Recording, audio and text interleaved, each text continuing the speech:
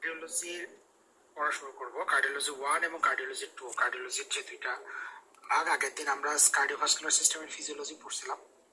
এখন কার্ডিওলজিকে আমরা দুইটা ভাগে ভাগ করে দুইটা ক্লাসে পড়বো আর কি। তো আজকে তার প্রথম পার্ট কার্ডিওলজি 1, ঠিক আছে। আজকে আমরা কিছু কমন টপিক যেগুলো আছে কার্ডিওলজির, যেগুলা থেকে আসলে কার্ডিওলজি থেকে 15টা প্রশ্ন আসে। আমি আগে বলছিলাম যে আপনাদের ফিজিওলজি থেকে প্রশ্নটা একটু কম আসে, বরং কিন্তু ফিজিওলজি ইনকর্পোরেট করে আসলে প্যাথোলজি থেকে অনেক কোশ্চেন আসে বা মেডিসিন ডিভিশন থেকে অনেক প্রশ্ন আসে। তো দেখা যায় যে সাধারণত কার্ডিওলজির এই প্রত্যেকটা ডিজিজ থেকেই কোশ্চেন আসে। কোনোটাকেই আসলে আনইম্পর্টেন্ট বলার সুযোগ নাই। প্রত্যেকটা ডিজিজ থেকেই প্রশ্ন আসে এবং বেশ ভালোই প্রশ্ন আসে। আরেকটা জিনিস হলো প্রচুর এসবি আসে, সিঙ্গেল বেস্ট কিন্তু প্রচুর আসে কার্ডিওলজি থেকে। এবং আমার যেটা মনে হয় যে সবচেয়ে one of the easiest system কিন্তু কার্ডিওলজি। আপনারা যে সিস্টেমগুলো পড়বেন তার মধ্যে কার্ডিওলজি সবচেয়ে ইজি সিস্টেম। আপনি যদি কার্ডিওলজি ঠিক মতো করেন তাহলে বা সবকিছু ঠিক মতো পড়েন বা যেভাবে ডিরেকশন দেওয়া হয়, তাহলে কার্ডিওলজিতে কোনোটা কোশ্চেনে কোনো কোশ্চেনই আসলে মিস হওয়ার কথা না। কমন কোশ্চেন এবং গত কয়েকটা কোশ্চেনে দেখা গেছে যে হয়তো আনকমন টপিক থেকে কোশ্চেন আসছে, কিন্তু টপিকটা থেকে মানে আনকমন টপিক থেকে কোশ্চেন আসলো, সেই কোশ্চেনটা আসলে সহজই ছিল, ঠিক আছে। তো আমার সাথে আপনাদের আগেই পরিচয় হয়েছে, আমি ডক্টর নির্ঝর, আমি ফিজিক্যাল রেসিডেন্ট হিসেবে আছি জাতীয় লিটল ইনস্টিটিউটে। তো দেখেন, শুরু করা যাক। আমরা যখন একটা সিস্টেম করবো, প্রথমে আমাদেরকে একটু ডিস্ট্রিবিউট করে দিতে হবে যে আসলে কোন কোন সিস্টেম থেকে কেমন প্রশ্ন আসে। এমন না যে এটাই ফিক্সড, এটা থেকে কোশ্চেন আসবে, তা না। কিন্তু তারপরে আমাদের একটা মানে গত কয়েক বছরের গত কয়েক সেশনের প্রশ্ন অ্যানালাইসিস করলে একটা মোটামুটি আইডিয়া পাওয়া যায় যে এই জায়গা থেকে প্রশ্ন আসে, এবং এই জায়গার যে ইম্পর্টেন্ট পোর্শনগুলো সেগুলোর দিকে আমাদের ফোকাসটা বেশি থাকবে, যেগুলো একটু কম আসে সেগুলোর দিকে একটু ফোকাসটা কম থাকবে, ঠিক আছে। তো দেখেন এখানে লিস্ট করা আছে যে আসলে কোন কোন টপিক থেকে কোশ্চেন আসে। যেমন দেখেন, প্রথমে আছে, আমি আগের দিন বলছিলাম যে করোনারি আর্টারি অ্যানাটমি আমরা আগের দিন পড়ছি, সেটার সাথে এখন করোনারি সিনড্রোম বা ইসিজির যে রিলেশনশিপ, সেটা থেকে খুবই কমনলি প্রশ্ন আসে। পেরিকার্ডিয়াল ডিজিজ থেকে একটা কোশ্চেন তো থাকেই, মাঝে মাঝে দুটা কোশ্চেন থাকে। কার্ডিওমায়োপ্যাথি থেকে একটা কোশ্চেন, একটা এসবিএ থাকে ইউজুয়ালি। সবচেয়ে বেশি কোশ্চেন আসে আসলে অ্যারিথমিয়া থেকে, কারণ অ্যারিথমিয়া আসলে অনেক কিছু, অ্যাট্রিয়াল ফিব্রিলেশন আছে, অ্যাট্রিয়াল অন্যান্য ট্যাকিকার্ডিয়া, এসবিটি, ভিটি, ভিএফ, ঠিক আছে, টর্সাস দি পয়েন্ট, মাল্টিপল টপিক আছে অ্যারিথমিয়াতে। এবার অ্যারিথমিক ড্রাগস, অ্যান্টিঅ্যারিথমিক ড্রাগস, তাদের ম্যানেজমেন্ট কি, এর থেকেও আসলে অনেকগুলো প্রশ্ন, মানে অনেক ফাস্ট আর কি অ্যারিথমিয়া জিনিসটা, ঠিক আছে। দেখা যায় যে অ্যারিথমিয়া থেকে আসলে অনেক প্রশ্ন আসে। এরপরে কি দেখা যায় যে আপনাদের থেকে aortic disease, peripheral arterial disease, এটা আসলে আনকমন টপিক। অনেকে আছে যে এই টপিকটা পড়ে না, যেহেতু মনে করে যে না এটা তত ইম্পর্টেন্ট না, কিন্তু প্রচুর প্রশ্ন আসে এবং এসবি আসে। সো এটা ইগনোর করা যাবে না। Valvular disease, congenital heart disease, গত সেশনে দেখা গেছে যে এক্সপেক্ট যা করা হয় তার থেকে ভালভুলার ডিজিজ থেকে কোশ্চেন বেশি আসছে। মাইট্রাল রিগার্জিটেশন থেকে দুইটা কোশ্চেন চলে আসছে, এমন এমন বা ইনফেক্টিভ এন্ডোকার্ডাইটিস থেকে কোশ্চেন চলে আসছে। সো এবার আসলে অ্যারোটিক ভালভ ডিজিজ থেকে তাহলে প্রশ্ন আসার সম্ভাবনা বেশি। তারপরে দেখেন কার্ডিওভাস্কুলার সিস্টেমের ইনভেস্টিগেশন। ফিজিওলজি তো আমরা আগে দিন পড়ছি, ফিজিওলজি ক্লাসে। ফার্মাকোলজি আমরা আজকে পড়বো। Symptom analysis and examination. Examination আগের দিন আমরা ম্যাক্সিমাম ইম্পর্টেন্ট এক্সামিনেশন গুলো পড়ছি। আজকে আমরা ডিজিজ স্পেসিফিক বলে ওই জিনিসগুলোকে আবার একটু রিক্যাপিচুলেট করবো, যে এক্সামিনেশন আমরা যেগুলো পড়ছি সেগুলোর সাথে আজকে ডিজিজের মধ্যে মধ্যে আমরা আবার প্রত্যেকটা পড়বো। ওই দিন আমরা একটা ঢালাওভাবে পড়ছি যে এটার কজ এটা, এটার কজ এটা। আজকে আমরা ডিজিজ স্পেসিফিক। এর মধ্যেও বেশি ফোকাস থাকে যেটা, যে আমি যেটা মনে করি যে পার্ট ওয়ানে যেহেতু 25%-এর উপরে হলো আপনার এই 25%-এর উপরে হলো যে সরি 50%-এর কাছাকাছি উপরে হলো আপনার এসবিএ। সো মেইন ফোকাস থাকতে হবে এসবিএ এর উপরে, মানে আপনার সাকসেস বা আপনার পাস মার্ক আনার জন্য এসবিএ খুবই ইম্পর্টেন্ট। এসবিএ আপনি পারলে আপনার পার্ট ওয়ানের এমনিতে যে 210 210 মার্ক, এটা এমনিতে আপনি অ্যাচিভ করতে পারবেন। কিন্তু এসবিএ তে যদি আপনি কোনো কারণে খেয়ে যান, মানে এসবিএ তে ঘাটতি থেকে গেলে ওইটা কিন্তু এমসিকিউ দিয়ে তোলা কঠিন। আর এসবিএ তে যদি আপনি একটু অ্যাডভান্স থাকেন, এমসিকিউ তে একটু ঘাটতি থাকলেও হয় না। তো দেখেন এসবিএ এর এই টপিকগুলো খুবই কমন, যেখান থেকে আসলে এসবিএ কোশ্চেন বেশি আসে। যেমন কার্ডিওমায়োপ্যাথি এসবিএ এর জন্য সবার খুব পছন্দের একটা টপিক। তারপরে দেখেন হলো যে acute coronary syndrome. Acute coronary syndrome আসলে সব জায়গাতে ইম্পর্টেন্ট, এটাকে আসলে বোঝা যাবে না যে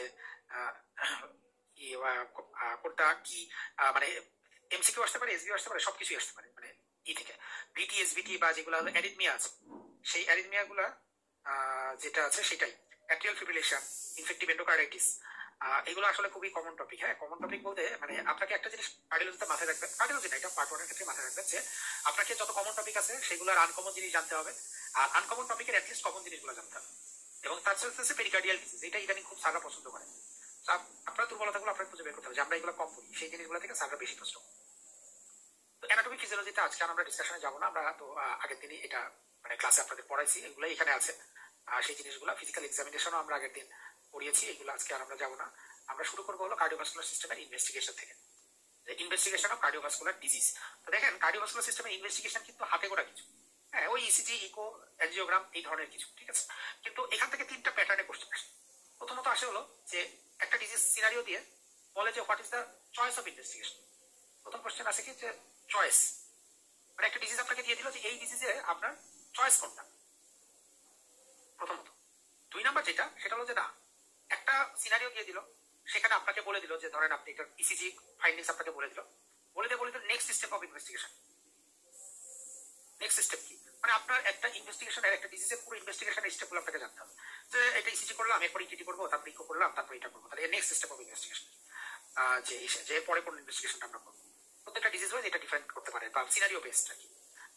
আরেকটা জিনিস কি আসে যে না, গোল্ড স্ট্যান্ডার্ড, যে হ্যাঁ আমি একটা ডিজিজের সিনারিও বলে দিলাম, তার ইসিজি বা ইসে যা আছে থাকো, কিন্তু এটার গোল্ড স্ট্যান্ডার্ড ইনভেস্টিগেশন, মানে এটা করলে আমি একদম কনফার্ম এই ডিজিজটা ডায়াগনোসিস করতে পারবো, এটা করতে হয়। ঠিক আছে, এইভাবে কিছু প্রশ্ন আসে ইনভেস্টিগেশন রিলেটেড, এবং একটা কোশ্চেন আপনি ইনভেস্টিগেশন অবশ্যই পাবেন, দুইটা কোশ্চেন আসে অনেক সময়।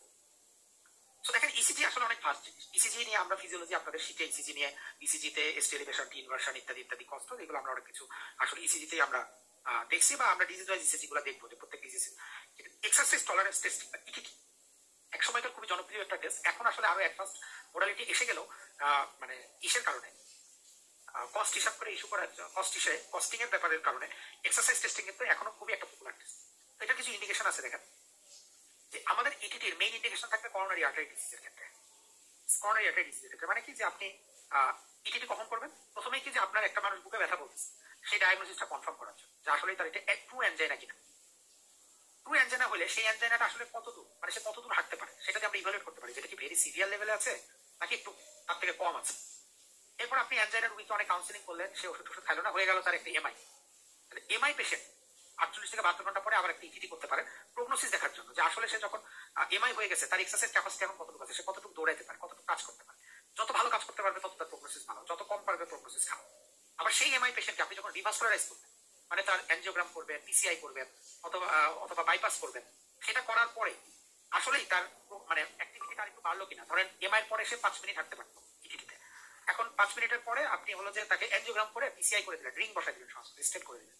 স্টেন্ট দেওয়ার পরে দেখা গেল যে সে 10 মিনিট হাঁটতে পারে, তার মানে কি যে আপনার রিভাস্কুলারাইজেশনটা ভালো হয়েছে, আউটকামটা আপনি।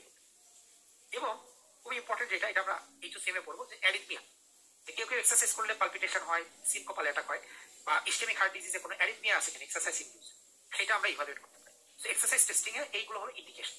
ঠিক আছে, এটা আপনাদের ডিভিশনে আছে, ডিভিশনের একদম বক্সের আছে 393 নাম্বার পেজে 16.3 নাম্বার বক্সের কি বক্স, এটা বক্সের কোশ্চেন, বক্সটাই আমি এভাবেই করেছি। তো এটা ইটিটি দেখেন, দেখা যাচ্ছে এখানে একটা ইসিজি মনিটর আছে, একজন ফিজিশিয়ান আছে, একজন মানুষ সে দৌড়াচ্ছে, তার বুকে দেখেন ইসিজির ইগুলা লিডগুলা বসানো আছে, এবং সে একটা ট্রেডমিলের উপরে দৌড়াচ্ছে, ট্রেডমিলেও দৌড়াতে পারে, আবার সাইকেল আর্গোমিটার আছে, সাইকেলেও দৌড়াতে পারে, দুইটাই অপশন আছে। তো এখন আপনি এটা করার সময় আপনি মনিটর করবেন, হ্যাঁ আমি কন্ট্রোলটা একটু করে দিই।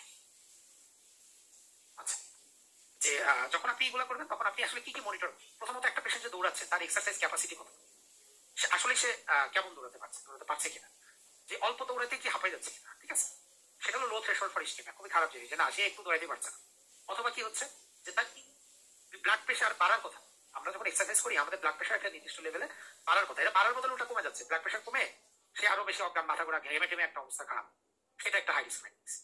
অথবা কিছু ECG change, ischaemic ECG change, দেখেন কি কি চেঞ্জ হচ্ছে ইসিজিতে। এই যে খেয়াল করেন যে মডারেট বা সিভিয়ার অ্যানজাইনা আর ইসকেমিক, যে এসটি সেগমেন্ট ডিপ্রেশন, বা এক্সারসাইজের সময় এসটি সেগমেন্টে যে ডিপ্রেশন হয়ে গেছে, দেখেন এক্সারসাইজে ডিপ্রেশন, ইভেন এলিভেশন হতে পারে, টি ইনভার্সন হতে পারে, বা সবচেয়ে স্পেসিফিক হলো এরকম প্ল্যানার এসটি সেগমেন্ট ডিপ্রেশন, এটা আমাদের ডায়াগনোসিসের জন্য মানে ই করে, এটা হলো প্রলং এবং মার্কড, মানে অনেকগুলো লিডে হচ্ছে। অথবা অ্যারিথমিয়া, যেটা আমরা প্রথমে বলছি, এগুলো হলো হাই রিস্ক ফাইন্ডিংস। ইটিটিতে হাই রিস্ক ফাইন্ডিংস হলো ইনফিনিটি স্টার, কারণ ইটিটিতে আপনাদের পরীক্ষাতে হাই রিস্ক ফাইন্ডিংস অনেক সময় জিজ্ঞাসা করা, অথবা হাই রিস্ক ফাইন্ডিংস তুলে দিয়ে বলে যে আপনি এরপরে কি করবেন। ঠিক আছে, সেটা আসি, তাহলে ইটিটি থেকে এই জিনিসটা খুব ভালো মতো করতে হবে।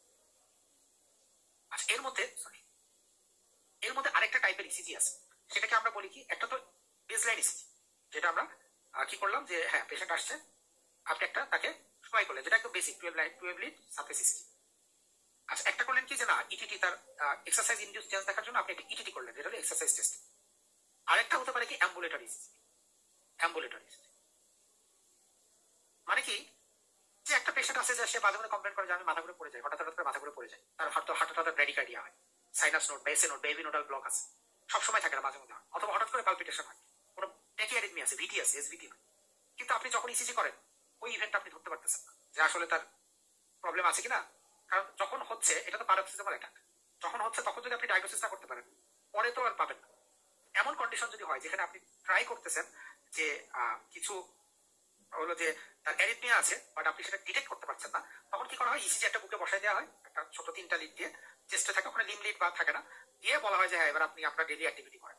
ডেলি অ্যাক্টিভিটি করেন, এখন যখনই তার বুকে ধরা পড়বে ওইটা পুরাটা একটা কন্টিনিউয়াস রেকর্ড আপনাকে দিয়ে দিবে, পুরো 24 ঘন্টা 48 ঘন্টা 72 ঘন্টা একটা রেকর্ড দিয়ে দিবে। মানে আপনি ওখানে দেখতে পাবেন যে হ্যাঁ আমার মাথা ঘুরতেছে, সে একটা কমপ্লেন করে, আমি সিনকোপাল অ্যাটাক করছে। তো তখন আপনি বুঝতে পারবেন যে হ্যাঁ ওই টাইমে আপনার টাইমের সাথে মিলাই দেখবেন যে হ্যাঁ ইসিজিতে তার আসলে হার্ট রেট কমে গেল কিনা, বা ব্র্যাডিকার্ডিয়া হলো কিনা, বা এভি নোডাল ব্লক হলো কিনা, তাহলে আপনি বুঝতে পারবেন। অ্যাম্বুলেটরি ইসিজি এখন খুবই পপুলার একটা মোড। হ্যাঁ, এটা আমরা কি কি কাজে ইউজ করবো? এক নাম্বার হলো কোন মানে অ্যারিথমিয়ার জন্য, ঠিক আছে, যে আপনি বুঝতেছেন না কেন হচ্ছে, আপনি অ্যারিথমিয়াকে ডিটেক্ট করার জন্য, যেটা এনি অ্যারিথমিয়া, ব্র্যাডি অ্যারিথমিয়া হতে পারে, ট্যাকি অ্যারিথমিয়া হতে পারে। 2 নাম্বার হলো ভ্যাসোস্পাস্টিক অ্যাঞ্জাইনা, কি জিনিস আমরা পরে দেখবো, এটা হলো ভ্যাসোস্পাস্টিক অ্যাঞ্জাইনা। মানে পেশেন্ট বলে যে আমার কাজ করলে বুকে ব্যথা লাগে, ঠিক আছে, কিন্তু আপনি পাচ্ছেন না কিছু, অ্যানজিওগ্রামও ভালো, ভ্যাসোস্পাজমের জন্য হচ্ছে। সেটা আপনি ওই ডাইনামিক ইসিজি চেঞ্জে দেখবেন যে হঠাৎ হঠাৎ যখন ভ্যাসোস্পাজম হচ্ছে তখন এসটি উঠে গেছে, আবার যখন নর্মাল হচ্ছে তখন কমে গেছে। সো এটা দিয়ে একটা আমরা অ্যাম্বুলেটরি ইসিজিতে ডায়াগনোসিস করতে পারি। এখনকার দিনে অ্যাম্বুলেটরি বা এটাকে আরেকটা বলা হয় হল্টার ইসিজি, এখন কিন্তু খুবই মানে পপুলার আর কি, মানে এখন আমার কার্ডিওলজিতে খুব ইউজ হয়, পরীক্ষাতেও কোশ্চেন আসে। আমরা ইন্ডিভিজুয়াল ডিজিজের মধ্যে কি আবার এটা দিই যে আসলে কখন ইউজ। সো দেখেন ইসিজি আমরা 3টা টাইপের ইসিজি করলাম, একটা বেসলাইন ইসিজি সেটা তো আছে, একটা ইটিটি একটা আমরা করলাম এক্সারসাইজ ইসিজি, আরেকটা হলো অ্যাম্বুলেটরি ইসিজি অথবা হল্টার ইসিজি, ঠিক আছে। এখন আসেন এরপরে খুবই পপুলার টেস্ট যেটা, সেটা হলো ইকোকার্ডিওগ্রাম, মানে হার্টের আমরা স্ট্রাকচার দেখবো অ্যানাটমিক্যাল। ছবিটি খেয়াল করেন যে ইকোকার্ডিওগ্রামের একটা ছবি আমরা দেখতে পাচ্ছি, আপনাদের পেজ নাম্বার 394-তে এই বক্সটা আছে, মানে ইকোকার্ডিওগ্রামের কাজ। একটু খেয়াল করেন যে ইকোকার্ডিওগ্রামের এই ছবিটা দেখেন যে একদম বাইরের স্ট্রাকচার যদি আমরা দেখি, যে কোনো পেরিকার্ডিয়াল ডিজিজ, যে হ্যাঁ পেরিকার্ডিয়ামে তার কোনো ডিজিজ আছে, আমরা ডিটেক্ট করতে পারবো ইকোকার্ডিওগ্রাম দিয়ে। আচ্ছা, যে কোনো মায়োকার্ডিয়াল ডিজিজ, মানে কি কার্ডিওমায়োপ্যাথি, কারোর এমআই হয়েছে, এমআই কোনো কমপ্লিকেশন হয়েছে, আমরা ইকোকার্ডিওগ্রামে দেখতে পাবো। কার্ডিওজেনিক শক বা হার্ট ফেলার, ঠিকমতো পাম্প করছে না, আমরা ইকোতে দেখতে পাবো। রিজিওনাল ওয়াল মোশন অ্যাবনর্মালিটি দেখতে পাবো। ভালভের মধ্যে যে কোনো ভালভুলার হার্ট ডিজিজ দেখতে পাবেন ইকোতে। কোনো কারণে কোনো ছিদ্র, এখানে আসলে একটা চেম্বার, সিঙ্গেল চেম্বার দেখা যাচ্ছে, কোনো কনজেনিটাল হার্ট ডিজিজ যদি থাকে, কনজেনিটাল হার্ট ডিজিজ, তাহলে আপনি ইকোকার্ডিওগ্রাফিতে সেটা দেখতে পাবেন। এখন একটা কথা মনে রাখতে হবে যে ইকো আমরা বিভিন্ন রকম করতে পারি। তো সহজভাবে আপনারা 2টা জিনিস মনে রাখেন, আমরা একটা 2D দেখি মানে সাদা কালো, আর একটা হলো কালার দেখি, কালার ডপলার ইকোকার্ডিওগ্রাফি। তো যে কোনো ভালভুলার বা কনজেনিটাল হার্ট ডিজিজ যদি আপনাকে ডায়াগনোসিস করতে হয়, তাহলে আপনাকে চলে যেতে হবে কালার ডপলার ইকোকার্ডিওগ্রাফি। অন্যদিকে আপনি যদি কার্ডিওমায়োপ্যাথি, ওয়াল মোশন, হার্ট ফেলার এগুলো দেখতে চান, এগুলো কিন্তু 2Dতেই দেখা পসিবল, মানে সাদা কালো ছবিতেই দেখা পসিবল। কিন্তু কোনো ছিদ্র আছে কিনা, কোনো ভালভের কোনো রিগার্জিটেশন হচ্ছে কিনা, এটা তো আপনি ব্লাডের ফ্লো না দেখলে বুঝতে পারবেন। আর ব্লাডের ফ্লো দেখতে হলে আপনাকে কালার করতে, ঠিক আছে। সো এই যে ডিজিজগুলো আমি বললাম, প্রত্যেকটা ডিজিজের লাইক পেরিকার্ডিয়াল ইফিউশনের ডায়াগনস্টিক, প্রথম ডায়াগনস্টিক বা কনফার্মেটরি ডায়াগনোসিস আপনি কি দিয়ে করবেন? ইকো দিয়ে করবেন। কার্ডিওমায়োপ্যাথি ম্যাক্সিমাম ক্ষেত্রে আপনার প্রথম investigation echo, confirmatory investigation valvular বা কনজেনিটাল হার্ট ডিজিজ ইকোকার্ডিওগ্রাফি, ঠিক আছে। তো ইকো আবার 2 ভাবে করা যায়, একটা হলো ট্রান্সথোরাসিক, মানে আমরা চেস্টে দেখি, আরেকটা হলো যদি আমরা একটু কাছ থেকে দেখতে চাই।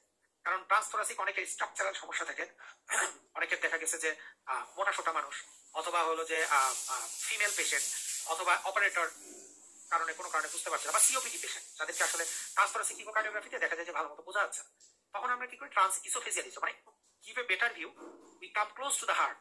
দেখেন এই ছবিতে যে একটা ট্রান্সফেজিয়াল ইকো, মানে এন্ডোস্কোপের মতোই প্রোবটাকে গলার মধ্যে দিয়ে ঢুকাই দিচ্ছে, ইসোফেগাসের মধ্যে গিয়ে, এই যে দেখেন প্রোব দেখা যাচ্ছে, ইসোফেগাসের মধ্যে দিয়ে সে হার্টটাকে আরো ক্লোজলি দেখছে।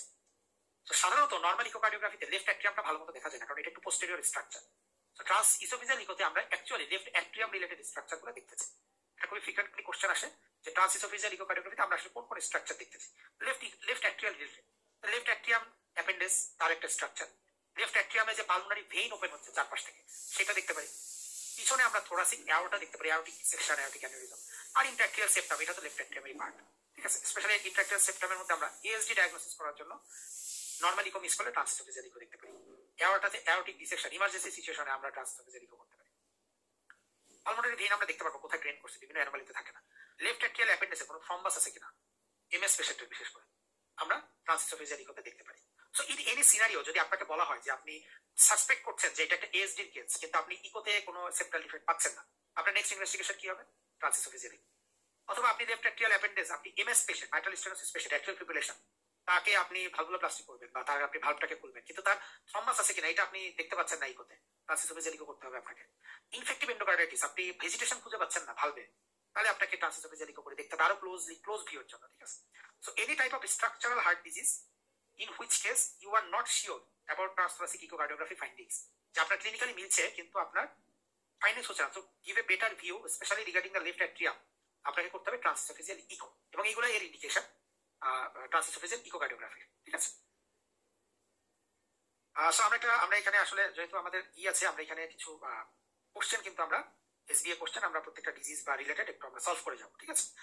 যেহেতু কোশ্চেনগুলো অনেক বড়, সময় স্বল্পতা আছে, কোশ্চেনগুলো মেইনলি যেটা মার্ক করা জায়গা আছে এই জায়গাগুলো আপনারা পড়বেন, তাহলে আপনাদের হবে। যেমন এই পেশেন্টের আমি বলে দিই, 72 ইয়ার ম্যান আসছে, সে সাফার্ড এ কলাপস ইউজুয়াল সুইমিং, মানে সে সাঁতার কেটে এসে সে অজ্ঞান হয়ে পড়ে গেছে। এরপরে লেফট সাইডের গিলিং out, next thing remembers waking up surrounding by people, তার জ্ঞান হারিয়ে গেছিল আর কি, এবং তার একটু টুইচিং মানে একটু সিজারের মতো হয়েছিল। There is history of hypertension for which he takes র্যাভিপিন। আছে হাইপারটেনশন আছে, সে র্যাভিপিন খায়, এবং তার ব্লাড প্রেশার আছে 165/110, পালস আছে 85। বাট তার কি আছে, একটা ইজেকশন সিস্টোলিক মারমার আছে। সো ক্যান ইউ রিমেম্বার যে আমরা ইজেকশন সিস্টোলিক মারমারের কজ আগের দিন পড়ছিলাম? আপনারা কি কোনো কজ মনে করতে পারবেন এটা দেখে, যে আসলে এই বয়সে একটা মানুষের ইজেকশন সিস্টোলিক মারমার আছে এবং সে জ্ঞান হারায়? What could be the possibility? কি হতে পারে? Aortic stenosis. Aortic stenosis, very good. তার মানে অ্যাওর্টিক স্টেনোসিস আমাদের একটা পসিবিলিটি। 72 বছরের একজন পেশেন্ট সিনকোপাল অ্যাটাক নিয়ে আসছে। মনে রাখবেন, সিনকোপে আমাদের কার্ডিয়াক ডিজিজে আপনাদের ডিফারেন্সিয়াল আসবে কয়েকটা, আসলে অ্যাওর্টিক স্টেনোসিস, একটা হাইপারট্রফিক অবস্ট্রাকটিভ কার্ডিওমায়োপ্যাথি, একটা হলো কমপ্লিট হার্ট ব্লক, অথবা যে কোনো ভিটি। অ্যাওর্টিক স্টেনোসিস এই পেশেন্টের সাথে যায় বিকজ তার বয়সটা অ্যাওর্টিক স্টেনোসিসের পক্ষে যাচ্ছে এবং একটা ইনজেকশন সিস্টোলিক মারমার আছে। এইচওসিএম এও সেম ইনজেকশন মারমার থাকতো, বাট এইচওসিএমটা আরেকটু ইয়াং পেশেন্টের হতো। আমরা যখন ডিজিজে যাবো আমরা দেখবো এটা। কমপ্লিট হার্ট ব্লকে আপনি অন্য ফাইন্ডিংস পেতেন, ওটা আমরা অ্যারেঞ্জমেন্ট করতে পারবো ভিটিতে। সো এখানে আমরা বুঝলাম যে ডায়াগনোসিস হলো অ্যাওর্টিক স্টেনোসিস। তো আপনাকে এখানে অনেকগুলো ফাইন্ডিংস দিয়ে দিয়েছে। হ্যাঁ, চেস্ট এক্সরেতে কার্ডিওমেগালি বলে দিয়েছে, ইসিজিতে সে বলেছে left ventricular hypertrophy, voltage criteria, due to pressure overload. আমরা আগে দিন পড়ছিলাম যে অ্যাওর্টিক স্টেনোসিসে প্রেশার ওভারলোড হয় এবং সেখানে একটা এলভিএইচ হবে ডিউ টু হলো যে প্রেশার ওভারলোডের কারণে। সো এই পেশেন্টের নেক্সট ইনভেস্টিগেশন আপনি কি করবেন? নেক্সট সিস্টেম আপনারা ডায়াগনোসিস করে ফেলছেন, আপনারা করে ফেলছেন, এখন তাহলে নেক্সট ইনভেস্টিগেশন কি হবে এই পেশেন্টের? গেস করেন, সমস্যা নেই। Echocardiography, right? কারণ আপনার valvular heart disease aortic stenosis আপনি ইকো দিয়ে ডিটেক্ট করবেন, ঠিক আছে? এটা যদি এমন হতো যে কোনো মারমার নাই, ইয়াং পেশেন্ট, পালপিটেশন হয়ে সে জ্ঞান হারিয়ে ফেলছে, তখন আপনার ইসিজি, প্রথমে আপনি ইসিজি করবেন, ঠিক আছে? তখন মনে হতো যে অ্যারিথমিয়ার কোনো কজ, কমপ্লিট হার্ট ব্লক বা ভিটির কারণে হয়েছে, তখন আপনি ইসিজি করে দিবেন। কিন্তু এখানে একদম ডেফিনিট বলে দিতে তার মারমার আছে, ভেরি ওপেন কেস, ঠিক আছে? সো আপনি এখানে ইকোকার্ডিওগ্রাফি করবেন, এবং ইকোকার্ডিওগ্রাফি কালার ডপলার ইকোকার্ডিওগ্রাফি, যেটা একটা ভালভুলার হার্ট ডিজিজ, ঠিক আছে? সো এটা দেখেন, এটা একটা কোশ্চেন, এরকম কোশ্চেন প্রায় আসে। সো ইন্ডিকেশনগুলো আমরা অলরেডি ডিসকাস করছি, যে prostatic valve, atrial septal defect, aortic dissection, intracardiac thrombus অথবা ইনফেক্টিভ এন্ডোকার্ডিটিস, এগুলো হলো আমাদের ট্রান্সইসোফেজিয়াল ইকোকার্ডিওগ্রাফির ইন্ডিকেশন, পিই দেখার ইন্ডিকেশন। আগেরটা ছিল ইকোর ইন্ডিকেশন, এবং পিই দেখার ইন্ডিকেশন। ইকোকার্ডিওগ্রাফির মধ্যে আরেকটা জিনিস আছে, ধরেন একটা পেশেন্টকে আপনি দেখতে যাচ্ছেন যে তার আসলে ইটিটি করতে যাচ্ছেন পেশেন্টের, কিন্তু পেশেন্টের একটা পা নাই অথবা তার অস্টিওআর্থ্রাইটিস আছে, সে অন্য কোনো কারণে দৌড়াইতে পারে না, কিন্তু আপনি হার্টকে স্ট্রেস করে দেখতে যাচ্ছেন যে আসলে তার ইস্কেমিয়া আছে কিনা, তখন আমাদের একটা অপশন হলো ইকোকার্ডিওগ্রাফি, স্ট্রেস ইকোকার্ডিওগ্রাফি। মানে আপনি তখন কি করবেন, ইটিটি না করে, অথবা ইসিজিতেই তার এমন কোনো অ্যাবনর্মালিটি আছে লাইক এলবিবি, যেটা আসলে আপনি ইটিটি করলেও আপনি কোনো ডায়াগনোসিস করতে পারবেন না, ইস্কেমিয়া ফিচারগুলো বুঝতে পারবেন, তখন আমরা করি কি স্ট্রেস ইকোকার্ডিওগ্রাফি। স্ট্রেস ইকোকার্ডিওগ্রাফি আপনাদের পরীক্ষাতে যে আসে, সিনারিওটা কি হবে, এক নাম্বার সিনারিও হবে ইটিটির জন্য সে ফিজিক্যালি ফিট না, অস্টিওআর্থ্রাইটিস আছে, তার সিভিয়ার সিওপিডি আছে, অ্যাজমা আছে, সে অন্য কারণে সে দৌড়াইতে পারবে হার্ট ছাড়াও, অথবা আনইন্টারপ্রিটেবল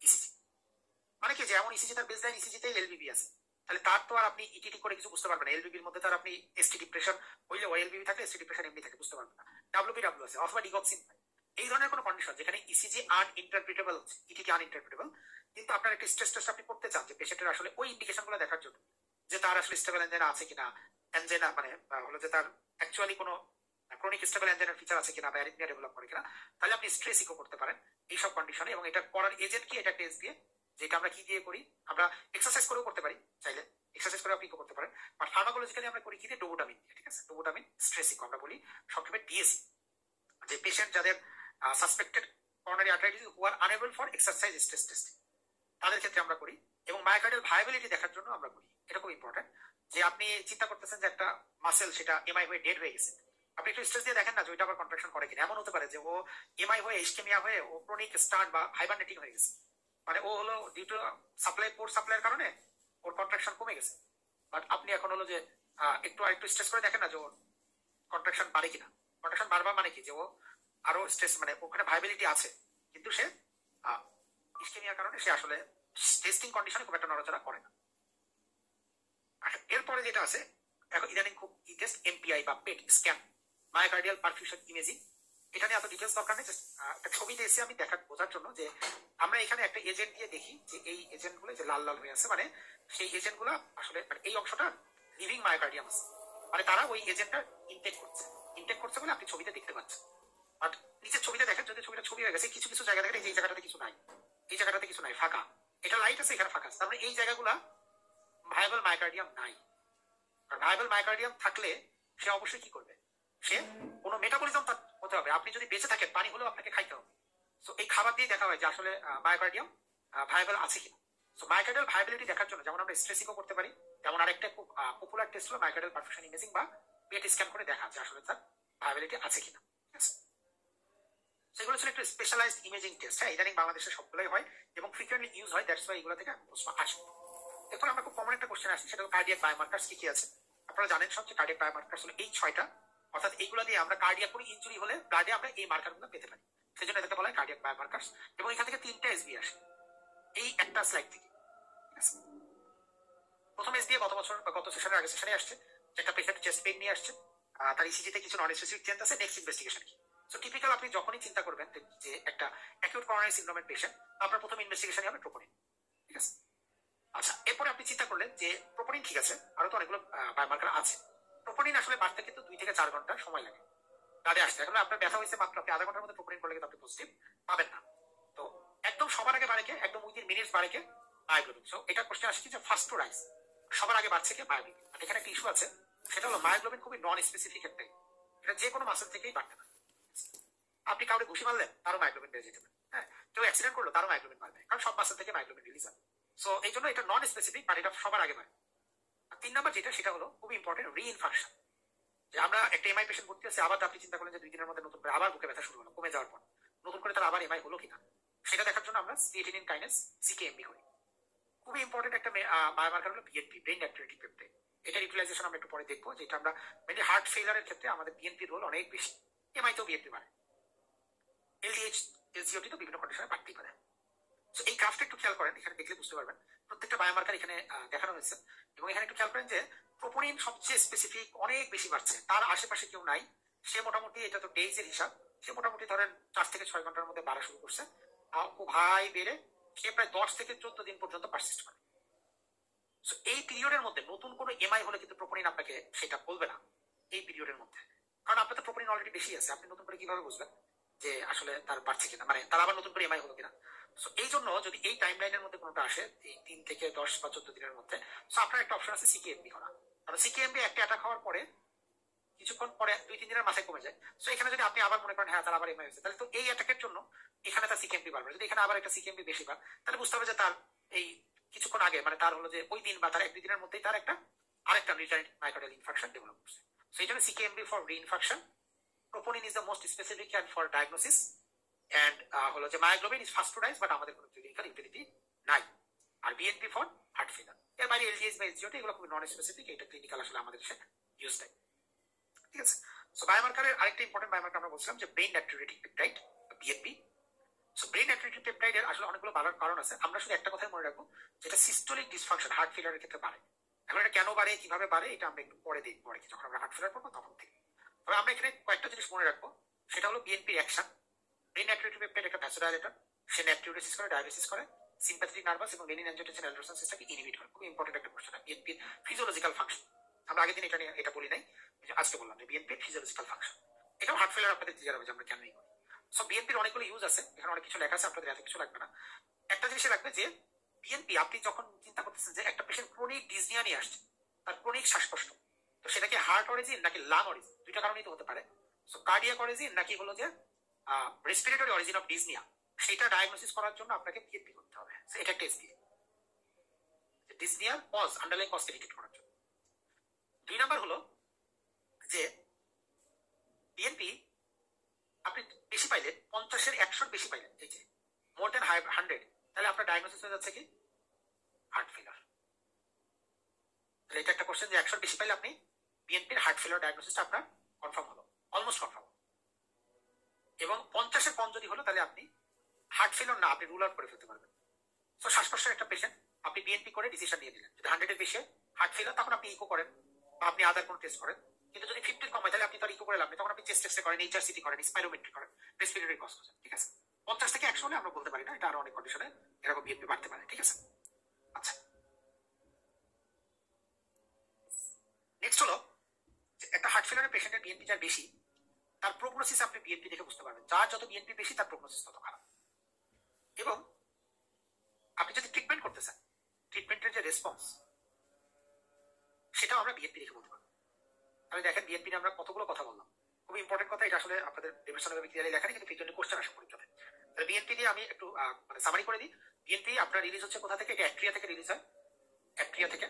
এবং এটা আসলে ব্রেইন নাইট্রেটিক পেপটাইড নাম হয়েছে কারণ এটা প্রথমে বিগ ব্রেন থেকে করা হয়েছিল, ডিটেক্ট করা হয়েছিল এই কারণে। বাট এটা এএনপি বিএনপি সবই আসলে মেইনলি অ্যাট্রিয়া থেকে আসে, কিছুটা ভেন্ট্রিকল থেকে আসে, ঠিক আছে? সো বিএনপি যেটা আপনি মনে রাখবেন যে বিএনপিটা আমার dyspnoea, chronic dyspnoea patient is due to cardiac or respiratory origin, এটা আমরা বুঝতে পারবো। প্রথম কথা হলো এটা। এটা হার্ট ফেলারের prognosis, heart failure diagnosis, heart failure treatment response আমরা সবই দেখতে পারবো। 100 উপরে থাকলে আমরা হার্ট ফেলারটা ডায়াগনোসিস করতে পারবো, 50 নিচে থাকলে আমরা হার্ট ফেলারকে এক্সক্লুড করে ফেলতে পারবো, ঠিক আছে? এগুলো হলো বিএনপির ইউটিলিটি। আচ্ছা, ট্রোপোনিন নিয়ে আমরা আগের দিন অনেক কথা বলছি যে ট্রোপোনিন কিভাবে বাইন্ড করে, ট্রোপোনিন কার সাথে ক্যালসিয়াম বাইন্ড করে, কি করে, ইত্যাদি ইত্যাদি। আজকে আমরা আসলে একটা জিনিস করবো যে ট্রোপোনিন আসলে বাড়ার কারণ কি। তো দেখেন এই বক্সটা আপনাদের 181 নম্বর পেজে আছে অফ ডেভিডসনের এই পার্টের অ্যাকুট মেডিসিনের মধ্যে আজকে এই বক্সটা আছে। তাদের যারা করছেন তারা জানেন এটা খুবই ইনফিনিটি স্টার একটা বক্স, যে ট্রোপোনিন বাড়ার আর কি কি কারণ আছে, অর্থাৎ আদার কজেস অফ রেস ট্রোপোনিন, ঠিক আছে? এটা পরীক্ষাতে প্রায় আসে। তো আপনারা ডেভিডসনের 181 নম্বর পেজ থেকে এটা একটু পড়ে নেবেন। এখানে দেখেন কিছু কার্ডিয়াক এমআই তো আছে, এছাড়া আরো কিছু কার্ডিও রেসপিরেটরি কজ আছে। যে কোনো কার্ডিয়াক ট্রমা সার্জারি মানে হার্টে আপনি কোথাও করলে ট্রোপোনিন বাড়বে, ঠিক আছে? ট্যাকিয়ারিথমিয়াতে বাড়বে। আর নন কার্ডিও রেসপিরেটরি কজগুলো বেশি ইম্পর্টেন্ট। দেখেন এখানে সব কজ আছে। যে কোনো পেশেন্ট যারা যখন আইসিইউতে থাকে তখন তার ট্রোপোনিন বেশি থাকে। Prolong hypotension, sepsis, burn, stroke, subacute haemorrhage, industrial renal failure, এগুলো সবই ট্রোপোনিনকে বাড়িয়ে দেয়। নন কার্ডিও রেসপিরেটরি কজ, ঠিক আছে? সো আমরা ইনভেস্টিগেশন রিলেটেড একটা আইডিয়া নিলাম। যদি ইনভেস্টিগেশন আসলে আমরা ইন্ডিভিজুয়াল ডিজিজেই করবো, ইনভেস্টিগেশন রিলেটেড কারোর কোনো কোশ্চেন আছে কিনা দেখেন, যে বুঝতে সমস্যা আছে কিনা, কারণ এরপর আমরা আসলে ডিজিজে যাবো আস্তে আস্তে। একজন ইসলো কত পেজ আমি আসলে চ্যাট করে রাখছি, তো এই কারণে আমি দেখতে পাইনি কোনটা যে কত পেজ, কোনটার কত পেজ, এটা আসলে বুঝতেছি না কত পেজ জানতে চাইছে। আচ্ছা, আমি একটু বলে দিই যেটা ওই ট্রোপোনিনের পেজ নাম্বার আমি বলে দিচ্ছি।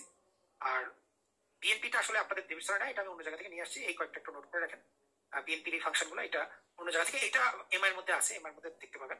আর এগুলো তো হলো যে ডোপামিন স্ট্রেসিক ইনভেস্টিগেশনের মধ্যেই আছে। ওকে, তাহলে এখন আমরা ডিজিজে যাই। মানে ডিজিজ বলতে আমরা আসলে পেরিকার্ডিয়াল ডিজিজ দিয়ে শুরু করবো, কারণ পেরিকার্ডিয়াল ডিজিজ আপনারা পড়েনও কম, প্রশ্নও আসে বেশি, জিনিসটাও ছোট, অল্প পড়লে বেশি মানে অ্যান্সার করতে পারবেন কোশ্চেন, ঠিক আছে? সো পেরিকার্ডিয়াল ডিজিজ আপনাদের ডেভিডসনে আছে একদম শেষে আছে। পেরিকার্ডিয়াল ডিজিজ কার্ডিওলজি চ্যাপ্টারে পেজ নাম্বার 476 আছে, 476। সো পেরিকার্ডিয়াল ডিজিজ আসলে আমরা 4টা ডিজিজ পাবো: pericarditis, pericardial diffusion, constrictive pericarditis, cardiac tamponade. আমরা একটা একটা করে যাই। পেরিকার্ডাইটিস নাম দেখে বুঝতে পারছেন this is the inflammation of the pericardium. একটা ইনফ্লামেশন হলো, একটা ইনফ্লামেটরি কন্ডিশন। ইনফ্লামেশন হলে ইনফ্লামেটরি কন্ডিশনের যে যে ফিচার সেগুলো আপনি পেরিকার্ডিটিসে পাবেন। তার বুকে ব্যথা থাকবে, আর ইনফ্লামেশনের কারণে দুইটা লেয়ার ঘষা খাবে, সেই জন্য আমরা একটা পেরিকার্ডিয়াল রাব পাবো। তার কিছু ইসিজি চেঞ্জ থাকবে, যেটা আপনাদের পরীক্ষাতে প্রায় আসে, এটা আমরা দেখবো এখন। অথবা পেরিকার্ডিয়াল ডিফিউশন ডেভেলপ করে যেতে পারে। এটা ফিচার্স অফ পেরিকার্ডাইটিস, ঠিক আছে? এখন টিপিক্যাল চেস্ট পেন বলতে কি, পেরিকার্ডাইটিসের পেইন যেটা হয় সেটা আসলে কি হয়, একদম সেন্ট্রাল চেস্ট পেন হয় এমআই এর মতো। পেইনটা রেডিয়েটও করতে পারে জতে, হাতে, বিভিন্ন জায়গাতে। পেশেন্টের একটা ফ্লু লাইক ইলনেস থাকে, জ্বর, কাশি, এই ধরনের একটা কথা বলা যায় না, আমার এই ধরনের ফ্লু লাইক ইলনেস আছে, এই ধরনের একটা কমপ্লেন পেশেন্ট করতে পারে। সবচেয়ে যেটা বেশি হয় যে জোরে শ্বাস দিলে বা লিনিং ফরওয়ার্ড করলে, এরকম লিন করলে পেইন আরো বেড়ে যায়, ঠিক আছে? ডিপ ইন্সপাইরেশন অথবা হলো যে এভাবে লিন করলে, লিনিং ফরওয়ার্ডে পেইন বেড়ে যায়, ঠিক আছে? এটা দিয়ে আমরা পেরিকার্ডাইটিসের সাথে এমআই এর একটা ডিফারেন্সিয়েশন করতে পারি। সো পেরিকার্ডাইটিসের ইসিজি চেঞ্জ কি হবে দেখেন, যে পিআর সেগমেন্ট ডিপ্রেশন হয়ে যাবে, খুব স্পেসিফিক, এটা এসবিতে আসে যে মোস্ট স্পেসিফিক, এবং global saddle shape ST elevation দেখা যাচ্ছে, এবং টি ইনভার্সন। গ্লোবাল স্যাডেল শেপ বলতে এই ইসিজিটা খেয়াল করেন, এটা একটা পেরিকার্ডাইটিসের ইসিজি। এখানে দেখেন পিআর সেগমেন্টটা ডিপ্রেসড আছে বিভিন্ন লিডে, এবং এসটি এলিভেশন আছে, দেখেন 1 এ আছে, 2 তে আছে, 3 তে আছে, এভিএফ এ আছে, আবার B4, B5, B6 এ আছে। এটাকে বলা হয় গ্লোবাল ওয়াইড স্প্রেড। কারণ কি, এমআই হলে এতগুলা লিডে তো চেঞ্জ থাকবে না, এতগুলো লিডে তো একসাথে এমআই হবে না, যে কোনো একটা তো, যে কোনো একটা লিডে হয় ইনফিরিয়র এমআই হতে পারে, বা অ্যান্টিরিয়র এমআই হতে পারে, ল্যাটারাল এমআই হতে পারে, হাই ল্যাটারাল হতে পারে, but never this type of involvement, ঠিক আছে? এইভাবে কখনোই পসিবল। সো এই জন্য পেরিকার্ডাইটিসের এসটি এলিভেশন হবে গ্লোবাল, বিভিন্ন অনেকগুলো লিড, কোনো ভাস্কুলার টেরিটরি মেইনটেইন করবে না, এবং শেপটা হবে স্যাডেল শেপ। যেখানে এমআই শেপটা হয় হলো, আমরা দেখাবো পরে আছে আরো, সেখানে এই ধরনের শেপ হবে। কনভেক্সিটি যেটা আপওয়ার্ড থাকে সেটা হলো এমআই, কনকেভিটি আপওয়ার্ড যদি থাকে, সরি, কনকেভিটি আপওয়ার্ড যদি থাকে সেটা হলো পেরিকার্ডাইটিস, ঠিক আছে, বা এটাকে চেয়ার শেপ বলে বা স্যাডেল শেপ। সেটা দিয়ে আমরা ডায়াগনোসিস করতে পারি। এবং ট্রিটমেন্ট হলো অ্যাকচুয়ালি এখানে এত কিছু মনে রাখা লাগবে না, এনএসিআইডি আমাদের পেরিকার্ডাইটিসের ট্রিটমেন্ট। ইউজুয়ালি অনেক সময় ট্রিটমেন্ট লাগেও না, রেস্টে দিলে পেশেন্ট এমনিতে অটোমেটিক্যালি রিকভার করে যায়। সো আমরা দেখছিলাম কি যে একটা পেরিকার্ডাইটিস হলো সেটা একটা অ্যাকিউট ইনফ্লামেশন ছিল, আর সেই অ্যাকিউট ইনফ্লামেশনের কারণে তার পরবর্তী ধাপ হলো এক্সুডেশন। এক্সিডেশন হবে এবং এক্সিডেশনে পেরিকার্ডিয়ামের মধ্যে প্রচুর ফ্লুইড জমা হবে, তখন আমরা সেটাকে বলি পেরিকার্ডিয়াল ইফিউশন, ঠিক আছে। সো পেরিকার্ডিয়াল ইফিউশন তাহলে যেহেতু দুইটা লেয়ারের মধ্যে এখন একটা ফ্লুইড জমা হয়ে গেছে, দুইটা লেয়ার তো অত ঘষা খাচ্ছে, সো দ্যাটস ওয়াই আমরা রাবটা কি হবে, কমে যাবে, পেরিকার্ডিয়াল রাব কমে যাবে এবং হার্ট সাউন্ডটা মাফলড হয়ে যাবে বা ডিস্ট্যান্ট, মনে হবে কি যে হার্ট সাউন্ড অনেক দূর থেকে আসছে, শুনতে পাবেন আপনি মাফলড হার্ট সাউন্ড। এবং ফিচারও কিছু পাবেন, এইচজেবিপি, হাইপোটেনশন, পালসাস প্যারাডক্সাস আমরা আগের ক্লাসে ডিসকাস করছি যে due to shifting of the septum, blood pressure will decrease more than 10 millimeter of mercury during inspiration. Exaggerated inspiratory decline in the blood pressure is called pulsus paradoxus. So oliguria বা শকের feature থেকে। তাহলে দেখেন acute পেরিকার্ডাইটিসে inflammation ছিল, সেখান থেকে এক্সুডেশন হয়ে যখন বেশি ফ্লুইড জমে গেল তখন আমরা পেয়ে গেলাম কি pericardial effusion. So acute pericarditis এবং ইফিউশন আসলে তাহলে একটা আরেকটার সাথে রিলেটেড এবং সাধারণত ম্যাক্সিমাম পেরিকার্ডিয়াল ইফিউশনই হয় due to acute pericarditis. So এখানে একটা কজের বক্স আছে, ডেভিডসনে 108 নম্বর বক্স, 476 নম্বর পেজে আছে। এটা এটা খুবই ইম্পর্টেন্ট, ইনফিনিটি স্টার ভালো মতো পড়তে হবে এটা। সো এখন পেরিকার্ডিয়াল ইফিউশনে আমরা আসলে কি পাবো আমরা ছবি দেখি। প্রথমে এরকম একটা এক্সরে, আপনারা এমবিবিএস লাইফে হসপিটালে আসলে এরকম এক্সরে আপনারা দেখে আসছেন যে পেরিকার্ডিয়াল ইফিউশনের এক্সরে একটা, যেখানে সুন্দর বড় একটা কি দেখা যাচ্ছে, কার্ডিওমেগালি, মানে কার্ডিয়াকের যে ডায়ামিটার চেস্টের 50% বেশি। 2 নম্বর হলো লাং ফিল্ডে থাকবে অলিগেমিক লাং ফিল্ড, পেরিকার্ডিয়াল ইফিউশনের x-ray findings, oligaemic lung field মানে আসলে কম থাকবে আর কি, এই ছবিতে অতটা ক্লিয়ার দেখা যাচ্ছে না। 3 নম্বর হলো যে এই যে বর্ডারটা দেখবেন হার্টের বর্ডার, এটা একদম শার্প থাকবে, শার্প, দেখেন শার্প, মনে হবে কেউ পেন্সিল দিয়ে আটকাইছে, পেন্সিল শার্প বর্ডার, ঠিক আছে, মনে হবে কেউ পেন্সিল দিয়ে রাখছে এরকম। এবং এই যে কার্ডিওমেগালির যে শেপটা, এটাকে বলা হয় গ্লোবিউলার শেপ,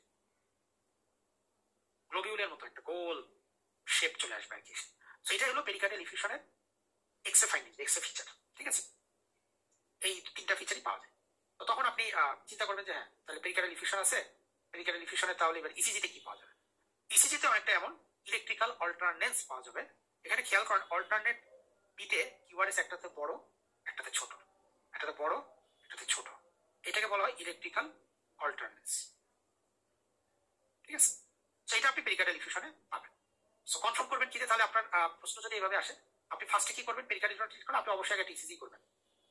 চেস্ট এক্সরে আপনি সাপোর্টিভ করতে পারেন, বাট ইনভেস্টিগেশন অফ চয়েস মানে আপনি কনফার্ম হবেন কিভাবে যেটা পেরিকার্ডিয়াল ইফিউশন কিনা, সেটা ইকোকার্ডিওগ্রাম, ইকো করতে হবে। হ্যাঁ যদি কারো ট্রমাটিক হয় সেক্ষেত্রে আপনি সিটি স্ক্যান করতে পারেন, কারণ কারো যদি বুকে আঘাত লাগে তাকে তো আর আপনি ইকো করতে পারবেন না, সে তো আপনাকে পারমিট করবে না দেখার জন্য, ঠিক আছে। সেই জন্য আপনাকে ইনভেস্টিগেশন অফ চয়েস কি ইকোকার্ডিওগ্রাম, ঠিক আছে। এটা হলো মানে choice of investigation in pericardial effusion. এখন এর থেকেও খারাপ মানে এর পরের স্টেজ, আমরা পেরিকার্ডাইটিস দেখছি, পেরিকার্ডাইটিস থেকে আমরা ইফিউশন ডেভেলপ করতে দেখছি, তাই না, due to এক্সুডেশন।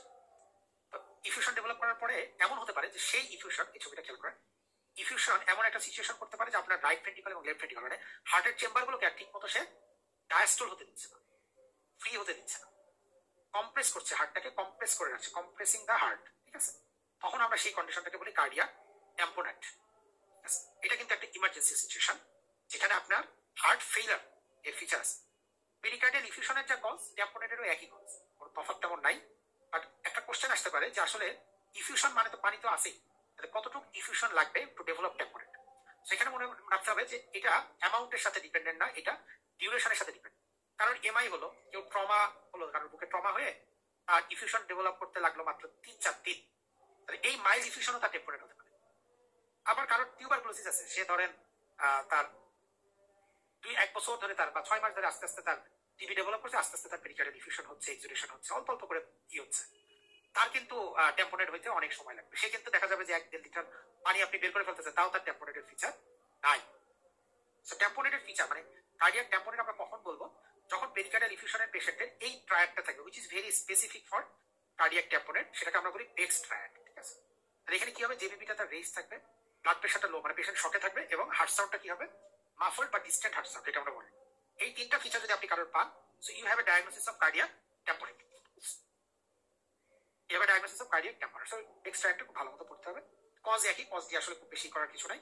Just remember that it depends on the duration, not on the time, not on the amount. So আমরা কি ফাইন্ডিংস পাবো? We will all get the findings of pericardial effusion. শুধু patient clinically ইফিউশনের থেকে খারাপ থাকবে, but আমরা ট্যাম্পোনেটের সব ফিচারই পাবো। ইফিউশনের ফিচার এক্সরে করলেও তাই, ইসিজি করলেও তাই, ইকোতেও আমরা ইফিউশনই পাবো, কিন্তু আরো কিছু অ্যাডিশনাল ফিচার দিয়ে আমরা ট্যাম্পোনেট বলতে পারবো। সো ফিচার কি হবে পেশেন্ট, ক্লিনিক্যাল ফিচার দেখেন, এটা খুবই ইম্পর্টেন্ট, পরীক্ষা খুব ইম্পর্টেন্ট কোশ্চেন। এটা আপনাদের 110 নম্বর বক্স, লাস্ট ডিভিশনের লাস্ট বক্স, এটা কার্ডিওলজি চ্যাপ্টারের। এটা আমরা মনে রাখবো দেশ পার্ট দিয়ে, ঠিক আছে, দেশ, dyspnea, elevation of JVP, soft first heart sound, early third heart sound, hypotension, pulsus paradoxus, আমি আশা করি সবাই মনে আছে, আমি একদিন পড়ছি pulsus paradoxus এবং কুসমাল সাইন, absence of হলো যে কনসাসনেস, মানে জ্ঞান হারায় ফেলা, সেটাকে বলছে কলাপস, আর ট্যাকিকার্ডিয়া বা রেইজড হার্ট রেট, এবং Kussmaul sign. This is the features of cardiac tamponade. হ্যাঁ, খুবই ইম্পর্টেন্ট, খুব ভালো মতো মনে রাখতে হবে এটা। সো আমরা ইলেকট্রিক্যাল অল্টারনেন্স এক্ষেত্রেও পাবো, ইফিউশন ট্যাম্পোনেট দুইটাতে আমরা ইলেকট্রিক্যাল অল্টারনেন্স পাবো। এখন আসেন, আমরা এতক্ষণ ধরে যেগুলো পড়লাম সেগুলো ছিল আসলে অ্যাকিউট ইনফ্লামেশনেরই এক একটা স্টেজ। প্রথমে সেটা ইফিউশন, মানে পেরিকার্ডাইটিস হলো, সেটা থেকে ইফিউশন হলো। হ্যাঁ, এখন অ্যাকিউট ইনফ্লামেশনের আরেকটা সিকুয়েলি হতে পারে ক্রনিক হয়ে যাওয়া। আসলে মানে অ্যাকচুয়ালি অ্যাকিউট ইনফ্লামেশনের একটা ফেট কি আমরা জানি, ক্রনিক কিছু হওয়া, ক্রনিক, সেটাকে আমরা বলি ক্রনিক কনস্ট্রিকটিভ পেরিকার্ডাইটিস। যদিও এখন আপনাদের বইতে আছে, বাট ক্রনিক কথাটা এখন আর ইউজ করা হয় না, এখন বলা হয় কনস্ট্রিকটিভ পেরিকার্ডাইটিস, কারণ কনস্ট্রিকটিভ পেরিকার্ডাইটিস অলওয়েজ ক্রনিকই হয়। কি হচ্ছে, অ্যাকিউট ইনফ্লামেশনের পরে ক্রনিক ইনফ্লামেশন যদি হয়, সেখান থেকে প্রোগ্রেসিভ থিকেনিং হচ্ছে, ফাইব্রোসিস হচ্ছে, ক্যালসিফিকেশন হচ্ছে। অর্থাৎ আপনাকে যদি এখন একটা 5 বছর 7 বছর আগের শার্ট পরে দিয়ে দেওয়া হয়, বা আপনার ছোটবেলায় একটা শার্ট পরে দেওয়া হয়, আপনার শার্টের বোতামগুলো যেরকম অনেক কষ্টে কষ্টে আপনি হয়তো লাগাইতে পারবেন, ঠিক আছে, সেরকম যে একটা সিচুয়েশন হবে, আপনার মনে হবে শার্টের মধ্যে আপনি পুরো আটকে আছে, কনস্ট্রিকটিভ পেরিকার্ডাইটিস হবে, সেরকম একটা situation. This is a chronic inflammation. এবং বাংলাদেশের প্রেক্ষিতে বা আমাদের দেশের সবচেয়ে কমন কজ এটা হলো টিউবারকুলোসিস। এছাড়া কিছু কজ, হিমোপেরিকার্ডিয়াম, ভাইরাল, রিউমাটয়েড, পুরুলেট ইত্যাদি কিছু কজ আছে। এবং কনস্ট্রিকটিভ পেরিকার্ডাইটিসের ক্ষেত্রে আপনাকে যেটা মনে রাখতে হবে, যে এখানে পেশেন্টের features of right heart failure থাকে, পেশেন্টের নক থাকে, নক, পেরিকার্ডিয়াল নক থাকে, পেশেন্টের নাইট থাকে, এবং ফ্যাটিক থাকে, পেশেন্ট মনে হয় যে খুবই দুর্বল, ঠিক আছে, এই যে এই ফিচার গুলো থাকে। হ্যাঁ, দেখেন এখানে features of low cardiac output আছে, যেহেতু তার কার্ডিয়াক আউটপুট কমে গেছে। JVP with rapid Y descent হচ্ছে, যেহেতু কনস্ট্রিকটিভ পেরিকার্ডাইটিস, বাইরে পেরিকার্ডিয়াম থাকে একটা শেলের মতো, ফ্লেক্সিবিলিটি এখন নাই। সো ভেনাস যে ফিলিংটা হবে, সেই ফিলিংটা তো খুব আর্লি ইজিলি হতে পারবে না, হ্যাঁ, সময় লাগবে হতে, সেই জন্য জেবিপিটা রেস থাকবে। কিন্তু প্রথমেই যখন খালি হবে, তখন সাডেনলি সব ব্লাড একবারে, যতটুকু ব্লাড আছে একবারে দ্রুত ভিতরে ঢুকতে চাইবে, এই জন্য র্যাপিড ওয়াই ডিসেন্ট আপনি পাবেন। কুসমাল সাইন আমরা আগের পড়ছি, যে paradoxical rising the JVP during inspiration. আর পালসাস প্যারাডক্সাস আমরা আগের পড়ছি, পেরিকার্ডিয়াল নক। আর রাইট হার্ট ফেলিয়ারের জন্য আমরা হেপাটোমেগালি অ্যাসাইটিস এবং পেরিফেরাল ইডেমা। পেশেন্টদের খুব কমন অ্যাট্রিয়াল ফিব্রিলেশন থাকে এইসব পেশেন্টের, কনস্ট্রিকটিভ পেরিকার্ডাইটিস। এইসব ফিচারের সাথে যখন এরকম আমরা একটা এক্সরে পাবো, এক্সরে একটা বর্ণনা দিয়ে দিবে, যে একটা ক্যালসিফিকেশন দেখা যাচ্ছে এখানে, দেখেন এই যে পেরিকার্ডিয়াল ক্যালসিফিকেশন, সাথে স্মল হার্ট। আগে আমরা কার্ডিওমেগালি পাইছি, এখানে আমরা পাবো স্মল হার্টটা ছোট হয়ে গেছে। তখন আমরা চিন্তা করবো, আর এখানে আবার ক্লিপও দেখা যাচ্ছে, তার আগে কোনো সার্জারি হয়েছে কেন দেখা যাচ্ছে, তখন আমরা কনস্ট্রিকটিভ পেরিকার্ডাইটিস চিন্তা করবো। সো আমাকে বলেন তো কেউ, যে স্মল হার্টের আর কোনো ডিফারেন্সিয়াল আছে কিনা, স্মল হার্ট, হার্ট ছোট হয়ে যায় এমন আর কোন কোন কন্ডিশনে হতে পারে? একটা তো আমরা কনস্ট্রিকটিভ পেরিকার্ডাইটিস বলেই ফেলছি। Is there any condition? Because আপনারা অলমোস্ট মানে এটাই ধরেন আপনাদের, এরপরে আপনাদের কার্ডিওলজি বেশি, মানে বেশি সিস্টেম বাকি নেই, you are almost mature and you have an exam in within 1 month. So এটা এই জন্য আপনাদেরকে জিজ্ঞেস করা, যে স্মল হার্টের কি আর কোনো কজ আপনি বলতে পারবেন? আর কেউ আর কোন কোন কন্ডিশনে হার্ট ছোট হয়? আর সেকেন্ড চিন্তা করে দেখেন, এটা কিন্তু মাঝে মধ্যে আসে পরীক্ষাতে। আই এম শিওর যে আপনারা ওইটা ওগুলো পড়ছেন, ডিজিজগুলো পড়ছেন। আচ্ছা আমি বলে দিই, অ্যাকচুয়ালি অ্যাডিশনাল ডিজিজ, আপনি একজন বলছিলেন মনে হয় অ্যাডিশনাল ডিজিজ, তাই না? গুড, একজন বলছিলেন অ্যাডিশনাল ডিজিজ। অ্যাডিশনাল ডিজিজে আসলে হার্ট ছোট হয়ে যায়, ঠিকই বলছিলেন একজন, তিনি বলছিলেন। আর হলো স্টারভেশন, স্টারভেশন, ঠিক আছে। এই কন্ডিশনগুলোতে হার্ট, মানে কার্ডিওমেগালি তো আপনারা অনেক কথা, কিন্তু হার্ট ছোট হয়ে যাওয়ার কারণ হলো এই অ্যাডিশনাল ডিজিজ অথবা স্টারভেশন আর কনস্ট্রিকটিভ পেরিকার্ডাইটিস। সো আমরা পেরিকার্ডিয়াল ডিজিজ পড়লাম। এখন পরীক্ষার হলে আপনাদের সবচেয়ে কনফিউশন হবে কনস্ট্রিক্টিভ পেরিকার্ডিটিস আর কার্ডিয়াক টেম্পোরেট। সো আমি এর একটা রিলেটিভ কম্পারিজন আপনাদের সুবিধার জন্য এখানে দিয়ে দিছি, যেটা আমরা ডিসকাস করলাম সেটার একটা দিয়ে দিছি। এই পাশে কার্ডিয়াক টেম্পোরেট, এই পাশে কনস্ট্রিক্টিভ পেরিকার্ডিটিস। পালসাস প্যারাডক্সাস দুই পাশেই থাকবে, কিন্তু টেম্পোরেটে বেশি কমন। আবার কুসমাল সাইনও দুই পাশেই থাকবে, কিন্তু কনস্ট্রিক্টিভ পেরিকার্ডিটিসে কুসমাল সাইনটা বেশি কম। এখন এই পার্থক্য তো আমরা মোটামুটি দেখছি বা আমরা ডিসকাস করে ফেলছি। ইম্পর্টেন্ট হলো যে আমরা তাহলে ট্রিটমেন্ট কিভাবে করবো, আমরা তো অনেক কিছু করলাম, তাই না? সো আমরা পেরিকার্ডিয়াল ইফিউশন যখন ডায়াগনোসিস করলাম, সেটার ক্ষেত্রে আমরা কি করব, ইকো দিয়ে আপনি কনফার্ম হলেন, এবং আপনি যদি আন্ডারলাইন কজ দেখতে চান যে ইফিউশনের কারণ কি, তখন আপনাকে পেরিকার্ডিয়াল ফ্লুইড স্টাডি করতে হবে। এখন এখানে মেইনলি হলো যে ট্রিটমেন্ট অফ কজ, আপনাকে কজের ট্রিটমেন্ট করতে হবে, সাথে আপনি এনএসআইডি দেন ইত্যাদি যা ইচ্ছা দিতে পারেন। কিন্তু যখন পেশেন্ট কার্ডিয়াক ইফিউশনের পেশেন্ট ট্যাম্পোনেট হয়ে আপনার কাছে আসবে, তখন ট্রিটমেন্ট হলো ইমিডিয়েট আপনাকে পেরিকার্ডিওসেপ্টাসিস করতে হবে, পানি বের করতে হবে, তাহলে কিন্তু পেশেন্ট খারাপ হয়ে যাবে। ঠিক আছে, পেরিকার্ডিওসেপ্টাসিস আপনাকে ইমিডিয়েটলি করতে হবে। তখন আর এই সবের সময় নেই, আপনার কনজারভেটিভ কোনো ম্যানেজমেন্ট নেই, সহজ কথা, because that is an emergency. Cardiac টেম্পোনেট is a cardiac emergency. হ্যাঁ, তখন আপনাকে পেরিকার্ডিওসেপ্টাসিস করতে হবে ইমিডিয়েটলি। আর কারো যদি কনস্ট্রিক্টিভ পেরিকার্ডিটিস হয়ে যায়, তাহলে আর ওষুধ দিয়ে লাভ নেই, এটা সার্জারি করতে হবে। সার্জারির নাম কি? পেরিকার্ডিয়াক্টমি। পেরিকার্ডিয়ামটা খুলে কেটে নিয়ে আসতে হবে, কেটে নিয়ে আপনাকে পেরিকার্ডিয়ামটাকে কেটে বাদ দিতে হবে, তাহলে আপনি এটা ট্রিট করতে পারবেন। ঠিক আছে, সো আমরা একটা কোশ্চেন দেখি, দেখেন। সরি, 62 ইয়ার্স অ্যালকোহলিক পারসন, সে আসছে আপনার আইভি ড্রাগ অ্যাবিউজার, আর ইসিজিতে আছে small complex, progressive shortness of breath আছে, অ্যালকোহলিক পেশেন্ট। হ্যাঁ, so what are the features fits best with your working diagnosis? এখানে ডায়াগনোসিসটা কি বলেন তো?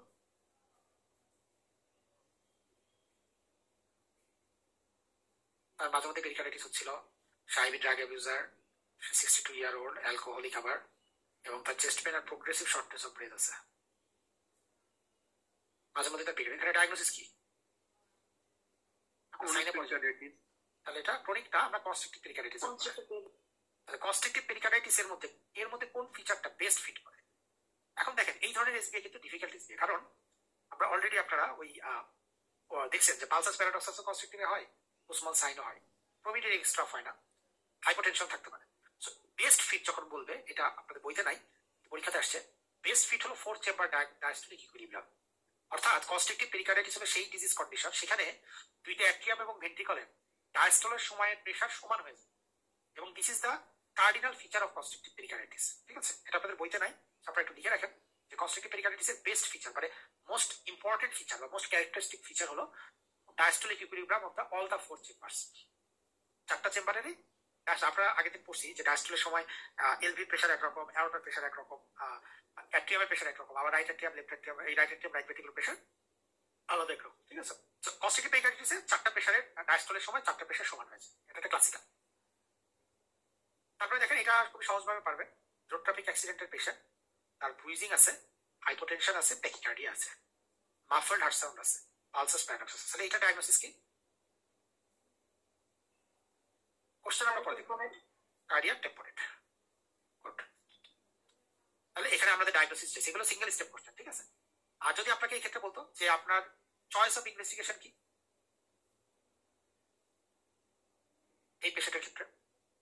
সিটি, যেহেতু এটা রোড ট্রাফিক অ্যাক্সিডেন্ট বলে দিছে। ট্রিটমেন্ট কি? পেরিকার্ডিওসেপ্টাসিস। আমি বললাম টেম্পোরেটের চয়েস অফ ট্রিটমেন্ট হলো পেরিকার্ডিওসেপ্টাসিস, আপনাকে পানি বের করতে হবে, অথবা ট্রমাটিক হলে আপনি সার্জারি করতে। সো আমরা পেরিকার্ডিয়াল ডিজিজগুলো পড়লাম। 5 মিনিট সবাই একটু ব্রেক নেন, 5 মিনিটই। হ্যাঁ, জাস্ট একটু দেখেন, রিক্যাপিচুলেট করে দেখেন যে এই টপিকের মধ্যে আপনাদের কোনো আইডিয়া আছে কিনা, একটু পাতা উল্টাই দেখেন। প্লাস ডেভিডসনে পেরিকার্ডিয়াল ডিজিজে সবই পড়তে হবে, সো ওইটা একটু আপনারা দেখেন। ঠিক 5 মিনিট পরে আবার আমরা মায়োকার্ডিয়াম শুরু করবো, একটু জাস্ট পাতা উল্টাই দেখেন।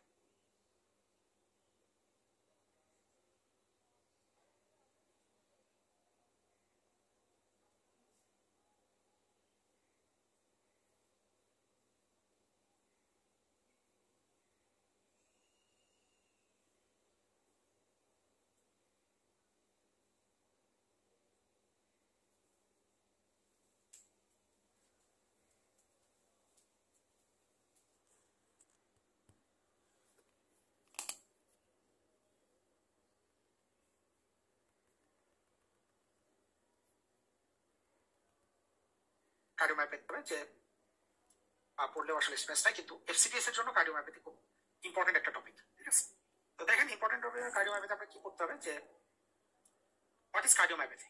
প্রথম কোশ্চেন হলো যে আসলে কার্ডিওমায়োপ্যাথি জিনিসটা কি। ফার্স্ট অফ অল কি কার্ডিওমায়োপ্যাথি হলো কার্ডিয়াক মাসেলের কোনো pathology, any pathology in the cardiac muscle, যে কার্ডিয়াক মাসেলের কোনো প্যাথোলজি যেটার পেছনে আপনি অন্য কোনো কারণ খুঁজে পাচ্ছেন না। ঠিক আছে, অন্য দের is no other cause to find out. আপনি সাপোজ একটা পাইলেন, একজন মানুষ আসলো ইগো করে দেখলেন যে হার্টের মাসেল অনেক মোটা হয়ে গেছে, কিন্তু তার কোনো অ্যাওরটিক স্টেনোসিস নাই, হাইপারটেনশন নাই, কোনো এমআই হিস্ট্রি নাই, কিছুই নাই, বা হার্টের মাসেল অনেক চিকন হয়ে গেছে। সো এটাকে জন্য ডেফিনেশন আপনাদের পরীক্ষা করা লাগবে না, জাস্ট বোঝার জন্য যে it is morphological and functionally abnormal myocardium in the absence of any other disease that is sufficient by itself to cause the observed phenotype. Observed phenotype, it is the type of myocardial disease যেখানে আপনি cardiac মাসেলের কোনো pathology পাচ্ছেন না, but observe ফেনোটাইপের পিছনে আপনার কোনো নাই, but কোনো একটা কোনো অ্যাবনর্মালিটি আছে মরফোলজিক্যালি অথবা ফাংশনাল। সো এই ছবিটা যদি আমরা দেখি আমাদের কার্ডিওমায়োপ্যাথি সম্পর্কে আইডিয়া হবে যে একটা নর্মাল হার্টের মধ্যে দেখেন হাইপারট্রফি হয়ে গেছে, বিভিন্ন রকমের হাইপারট্রফি। সো এটাকে বলছি আমরা হাইপারট্রফিক কার্ডিওমায়োপ্যাথি। এটা এপিকাল রিজিয়ন হতে পারে, পুরো এলভি হতে পারে, আবার অ্যাসিমেট্রিক্যাল সেপ্টাল হাইপারট্রফি হতে পারে। একটা হতে পারে কি ডাইলেটেড কার্ডিওমায়োপ্যাথি, ডিসিএম। এখানে দেখেন ওয়ালগুলো একদম থিন হয়ে গেছে, ওয়ালগুলো এখন থিন হয়ে গেছে। ঠিক আছে, ডাইলেটেড থিন ওয়াল হয়ে গেছে, কন্ট্রাকশনই নাই, ডাইলেটেড কার্ডিওমায়োপ্যাথি। আবার হতে পারে কি দেখেন যে সবকিছু ভালো আছে, রাইট ভেন্ট্রিকুলার ওয়ালটা কেমন থিন হয়ে গেছে, রাইট ভেন্ট্রিকুলার কার্ডিওমায়োপ্যাথি। আবার এটার মধ্যে দেখেন ভিতরে কি একটা হয়ে গেছে, মানে এটা হলো দুইটা হার্টের চেম্বার লেগে যাচ্ছে, অবলিটারেটিভ কার্ডিওমায়োপ্যাথি। অথবা দেখেন সবই নর্মাল আছে কিন্তু কালারটা চেঞ্জ হয়ে গেছে, মানে এই ক্ষেত্রে এলভির আসলে কন্ট্রাক্টিলিটি বা ফ্লেক্সিবিলিটি লস্ট হয়ে গেছে, সেটাকে বলা হয় রেস্ট্রিকটিভ কার্ডিওমায়োপ্যাথি। আসছে। তো আমাদের জন্য মেইন ইম্পর্টেন্ট যেটা সেটা হলো কার্ডিওমায়োপ্যাথির মধ্যে হাইপারট্রফিক কার্ডিওমায়োপ্যাথি।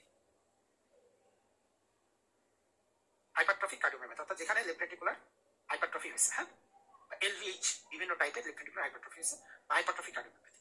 হাইপারট্রফিক কার্ডিওমায়োপ্যাথি যাওয়ার আগে আমরা একটু কি করি যে আসলে আমরা পরীক্ষাতে কিভাবে আপনারা হাইপারট্রফিক কার্ডিওমায়োপ্যাথি বা এই ধরনের কোশ্চেন পাবেন, আমরা কিভাবে অ্যান্সার। তো দেখেন একটা পেশেন্ট যখন আসবে, ইউজুয়ালি একটা ইয়াং অ্যাথলেট, একটা বর্ণনা এরকমই থাকে যে একজন ইয়াং অ্যাথলেট, সে সিনকপ নিয়ে আসছে, ইয়াং অ্যাথলেট সিনকপ নিয়ে আসছে।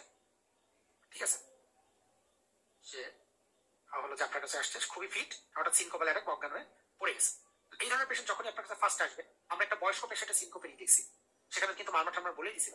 এই ধরনের পেশেন্ট ইয়াং অ্যাথলেট যদি হয়, কিন্তু একদম ফিজিক্যালি ফিট অনেক ভালো, বাট সে সিনকপ নিয়ে আসছে, সো আপনার ইসিএম একটা পসিবিলিটি তখন আসবে, কারণ অ্যারোটিক স্টেনোসিস তার ইয়াং পেশেন্টদের হবে না, তাই না। এই ধরনের পেশেন্ট যখন সিনকোপাল অ্যাটাক নিয়ে আসবে, তখন আপনি যদি একটু পিকার্ডিয়াম অস্কালটেট করেন, আপনি এই সিএম এর কিছু ফিচার আপনি এখানে পাবেন। ফিচারগুলো ডেভিডসনে বক্স করে দেওয়া আছে, যেমন সিস্টোলিক একটা মারমার পাবেন, বেজে একটা এমআর এর মারমার পাবেন, যেহেতু একটা হাইপারট্রফিক কার্ডিওমায়োপ্যাথি, কনসেন্ট্রিক এলভি যেটা ডিফিউজ এবং গিভিং অ্যাপেক্স বিট পেতে পারেন। ঠিক আছে, এরকম অনেক কিছু পাবেন। আপনি পাইলেন যে হ্যাঁ আপনার ডায়াগনোসিস হলো হাইপারট্রফিক কার্ডিওমায়োপ্যাথি বা ইসিএম। ঠিক আছে, এখন আপনি কনফার্ম করবেন কি যে হ্যাঁ এটা হাইপারট্রফিক কার্ডিওমায়োপ্যাথি। সো ইসিজি করবেন, ইসিজিটা কিছু সিগনিফিকেন্ট চেঞ্জ পাবেন, আমরা ছবিগুলো পরে দেখাবো। ফার্স্টে যেহেতু সিনকোপাল অ্যাটাক ইয়াং পেশেন্ট, অন্য কাজ হতে পারে, আপনি ইসিজিতে একটা আইডিয়া পাবেন, কিছু এসটিটি চেঞ্জ পাবেন। তখন আপনি কনফার্ম করবেন কি নেক্সট স্টেপ কি ইকো। ইকো দিয়ে আপনার ডায়াগনোস অলমোস্ট কনফার্ম হয়ে যাবে, কনফার্মেটরি ইনভেস্টিগেশন। আপনি আরো ভালো করতে চাইলে কার্ডিয়াক এমআরআই করতে পারেন, বাট এটা আপনাদের লেভেলের প্রয়োজন নেই। ঠিক আছে, ইকো পর্যন্ত জানেন পরে আপনি পেয়ে গেলেন হ্যাঁ যে ডায়াগনোসিস হলো হাইপারট্রফিক কার্ডিওমায়োপ্যাথি। সো যেহেতু এটা একটা অটোজোমাল ডোমিনেন্ট কন্ডিশন, আপনাকে তখনই একটা কাজ করতে হবে, আপনাকে স্ক্রিনিং করে ফেলতে হবে, ফ্যামিলিকে স্ক্রিনিং করে ফেলতে হবে যে হ্যাঁ যে হাইপারট্রফিক কার্ডিওমায়োপ্যাথি। ফ্যামিলিকে স্ক্রিনিং করে আমি দেখলাম যে কার্ডিওমায়োপ্যাথি তার ফ্যামিলির অন্য কারোর আছে কিনা, তার ভাই, তার আব্বা মা, বাবা মা, যেটা একটা অটোজোমাল ডোমিনেন্ট কন্ডিশন করলেন। এখন আপনি চলে আসেন ডায়াগনোসিস হলো হাইপারট্রফিক কার্ডিওমায়োপ্যাথি। তাহলে আমরা একটু ফাইন্ডিংস লাগে দেখি যে ডায়াগনোসিস আমরা যখন করলাম যে এটার বিভিন্ন ভ্যারাইটি আছে, অবস্ট্রাকটিভ হতে পারে, নন অবস্ট্রাকটিভ হতে পারে, বা লেটেন্ট অবস্ট্রাকটিভ হতে পারে। যেটা হতে পারে যে এটা একটা অটোজোমাল ডোমিনেন্ট কন্ডিশন, এটা সবই আপনাদের ডেভিডসনে আছে, সো ডেভিডসনে পেয়ে যাবেন, পেজ নাম্বার 474 আছে, লেখার কিছু দরকার নেই, আমি যেটা লিখতে বলবো ওটা লিখবেন। এটা অটোজোমাল ডোমিনেন্ট কন্ডিশন এবং এটা বেটা মায়োসিন হেভি চেইন মিউটেশনের জন্য হচ্ছে, যেটা ইলাবোরেট ভেন্ট্রিকুলার হাইপারট্রফি হয়, প্রোপোনিন মিউটেশনের জন্য হচ্ছে, অথবা মায়োসিন বাইন্ডিং প্রোটিন সি এর সাথে মিউটেশনের জন্য হচ্ছে। ঠিক আছে, যে কোনো কন্ডিশন হতে পারে। হ্যাঁ, so this could be the condition যে ইসে, বাট মোস্ট কমন যেটা সেটা হলো বেটা মায়োসিন হেভি চেইন।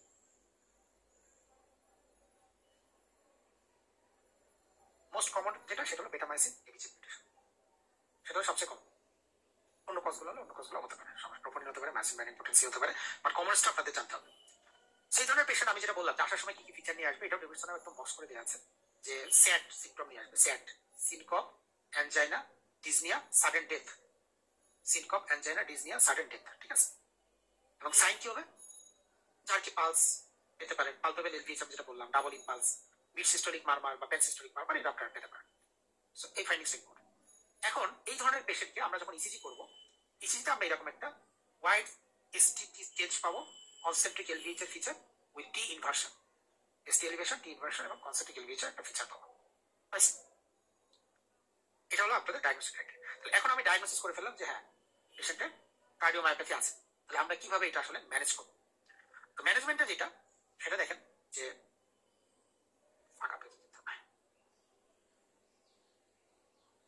যখনই একটা পেশেন্ট হাইপারট্রফিক কার্ডিওমায়োপ্যাথি নিয়ে আসবে তখন প্রথমত আমাকে দেখতে হবে তার অবস্ট্রাকশন আছে কি।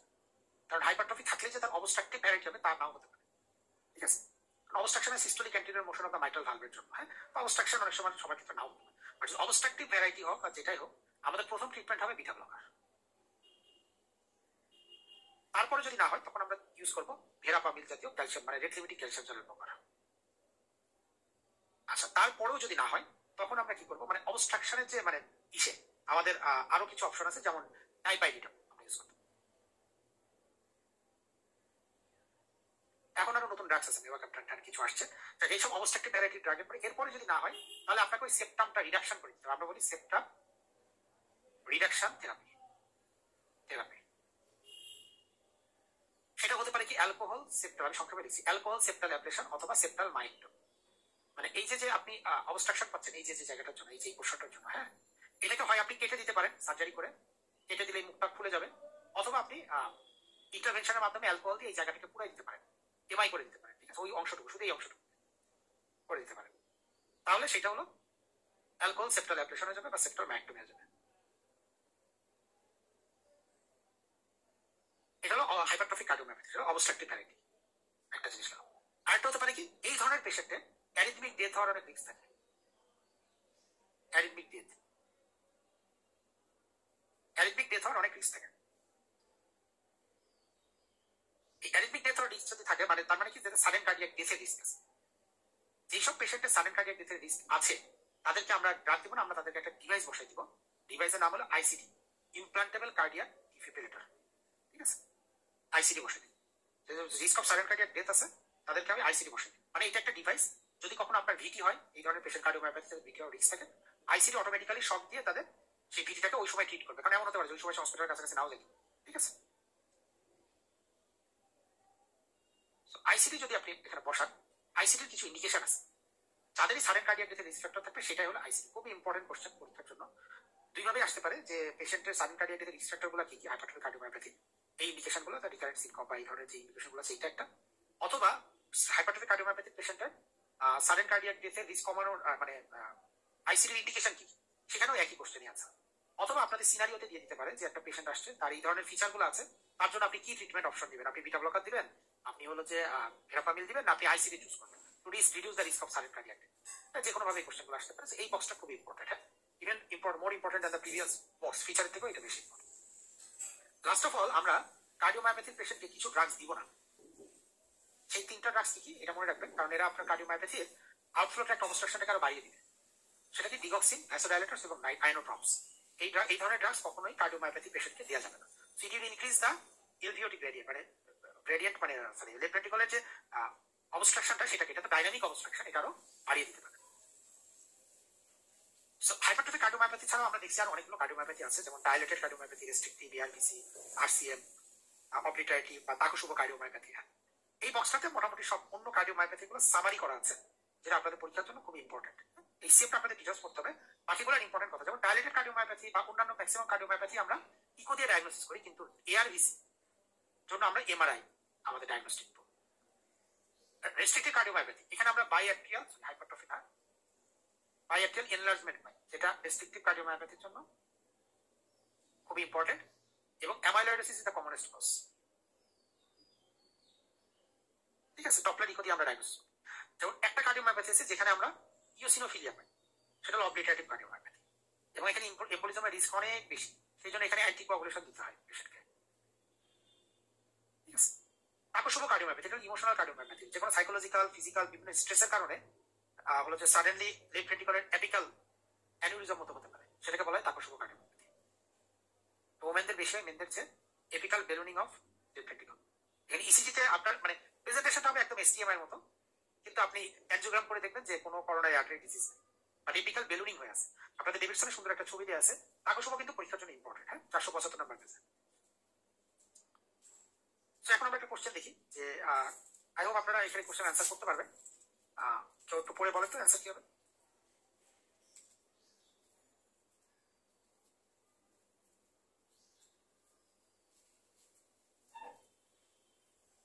Restrictive cardiomyopathy. Very good, restrictive cardiomyopathy. কারণ আমাদের এখানে দেখেন একটা ক্লু আমরা পেয়ে গেছি, বায়োএক্টিয়াল এনলার্জমেন্ট।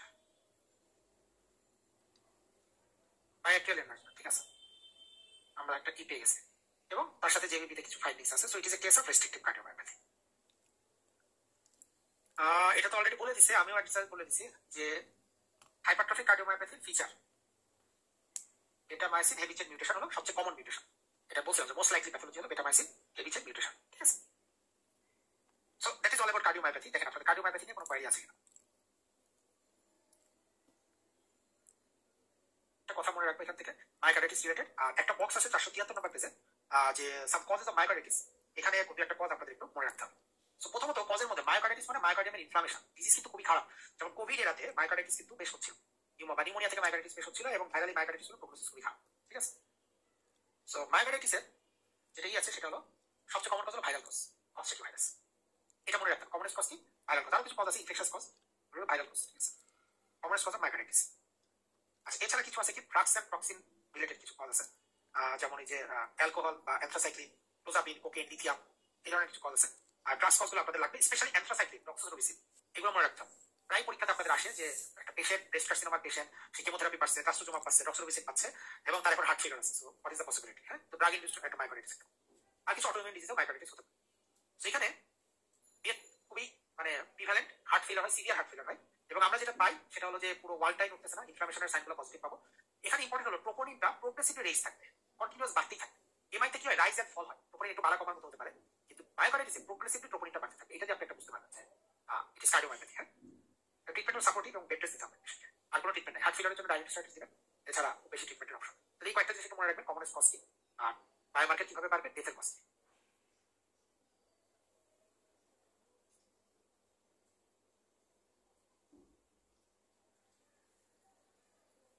এবার আমরা চলে আসি কার্ডিয়াক টিউমার্স। খুবই ছোট একটা টপিক, 476 নাম্বার পেজে আছে। মোস্ট কমন টিউমার হলো মিক্সোমা হার্টের টিউমার, এটাই মনে রাখতে হবে। সবচেয়ে কমন সাইট, সব এসবিএ কিন্তু। হ্যাঁ, যে সবচেয়ে কমন সাইট কোথায়, লেফট অ্যাট্রিয়াম। এখানে আমরা একটা টিউমার ব্লক পাই, একটা আলাদা সাউন্ড যেটা মুভমেন্টের সাথে নড়ে, এই যে দেখা যাচ্ছে। এবং এখানে ট্রিটমেন্ট হলো সার্জেন। চারটা কথা। তাহলে কার্ডিয়াক টিউমারের বায়োট্রিয়াল মিক্সোমা যেটা অ্যাট্রিয়ালি বেশি হয়। দেখেন একটা কোশ্চেন দেখেন, যে একটা পেশেন্ট আসছে 36 বছর, 2-3 বছর ধরে তার রেনল্ডস ফেনোমেনন আছে, পালমোনারি এম্বোলিজম আছে, লেফট ব্রেস্টে বিনাইন টিউমার আছে, ট্রাইকাসপিড স্টেনোসিস আছে। What is the diagnosis? Assume করতে কি হতে পারে diagnosis? It's not an easy question, but you can assume ইট।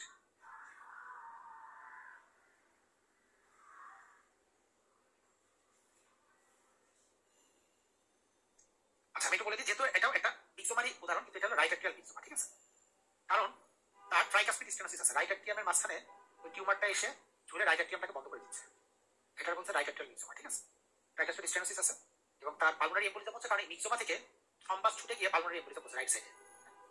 এবং তার বিনাইন আসলে ব্রেস্ট টিউমারের সাথে এটার কোনো রিলেশন নেই, কিন্তু মিক্সোমার একটা সিস্টেমিক ফিচার থাকতে পারে, রেনল্ডস ফেনোমেনন, জয়েন্ট পেইন, তারপরে হলো ওরাল আলসার, ফিভার, এটা থাকতে পারে, এসএলই টাইপের। হ্যাঁ, সেই জন্য এটা ডায়াগনোসিস হলো right atrial মিক্সোমা।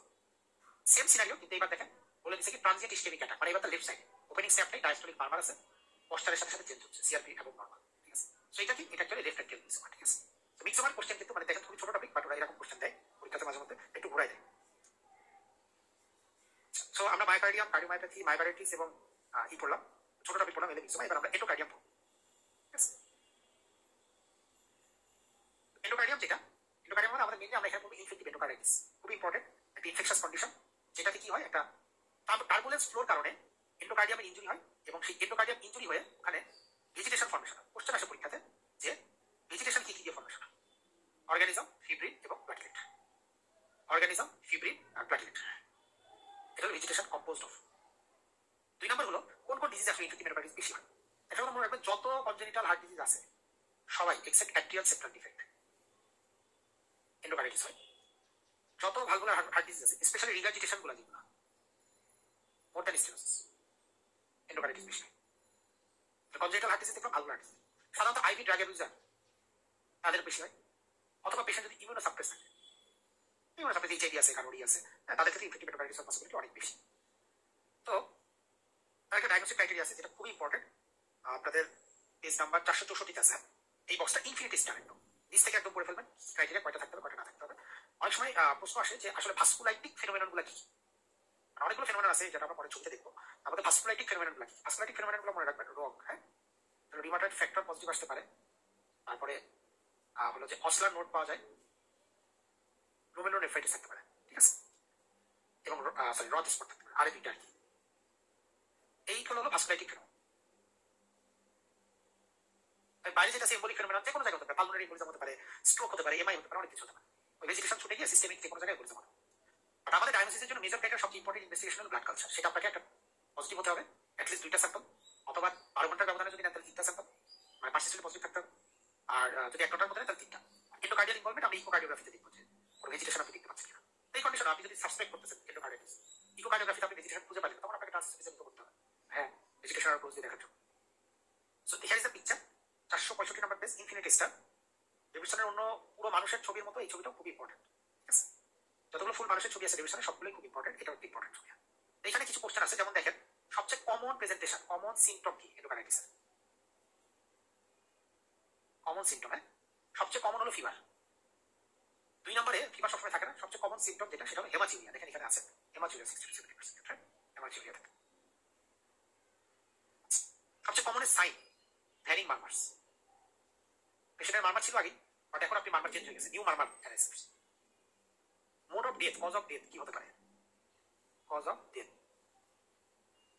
Conduction disorder, heart failure, আরেকটা হতে পারে সেপসিস। যেহেতু একটা infectious condition, sepsis septic shock হয়তো পেশেন্ট মারা যেতে পারে। আর most common cause of death কি? Heart failure. কার্ডিয়াক ফেলিয়ারে মারা যাওয়ার পসিবিলিটি অনেক বেশি। আচ্ছা, এরপর একটা কোশ্চেন আসে, লং স্ট্যান্ডিং এন্ডোকার্ডিটিস আমরা কি কি পাই? এখানে 2টা জিনিস আছে, আবার বলবেন ওটা কজ অফ ডেথ ওই যে কন্ডাকশন ডিসঅর্ডার, কার্ডিয়াক ফেলিয়ার, তিনটাই? তিনটাই, হ্যাঁ। আচ্ছা, এরপরে হলো যে আমরা কি বলছি, লং স্ট্যান্ডিং এন্ডোকার্ডিটিস বা ক্রনিক সাবএকুট এন্ডোকার্ডিটিস। এই ধরনের এন্ডোকার্ডিটিসের ফিচার হলো 2টা, স্প্লিনোমেগালি আর হলো ডিজিটাল ক্লাবিং, ঠিক আছে, স্প্লিনোমেগালি আর ডিজিটাল ক্লাবিং, লং স্ট্যান্ডিং এন্ডোকার্ডিটিসের ফিচার। আচ্ছা, এরপরে যেটা রথ স্পট পেতে পারেন, আপনাদের অনেক সময় কনফিউজ করে দেয় রথ স্পট নিয়ে, অনেক সময় রোজ স্পট দিয়ে দেয় টাইফয়েডের, হ্যাঁ, সো এটা কনফিউশন হওয়ার কিছু নাই, এটা হলো রথ স্পট। আর অনেক কথা অ্যানিমিয়া লিকুমিয়া তো পাওয়া যায়, এটা ফান্ডোস্কোপিক ফাইন্ডিংস। আরেকটা কোশ্চেন আসতে পারে যে what are the I findings. I findings কি হতে পারে?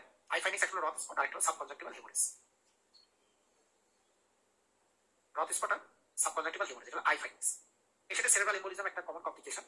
এরপর আসে হ্যান্ড ফাইন্ডিংস, হাতে কি কি পাবেন?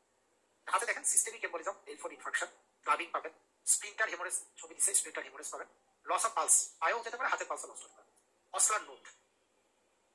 হ্যান্ডে অনেকগুলো ফাইন্ডিংস পাবেন, সিস্টেমিক এম্বোলিজম, ডেলফোর infarction, digital clubbing, Osler node, loss of peripheral pulsation. এবং আরেকটা ইম্পর্টেন্ট ফাইন্ডিংস পাওয়া যায়, সেটা হলো জ্যানোয়েস লিশন। এটা অসলার নোটের মধ্যেই দেখতে কিছুটা, কিন্তু এটা নন টেন্ডার। অসলার নোটটা টেন্ডার, এটা হলো নন টেন্ডার।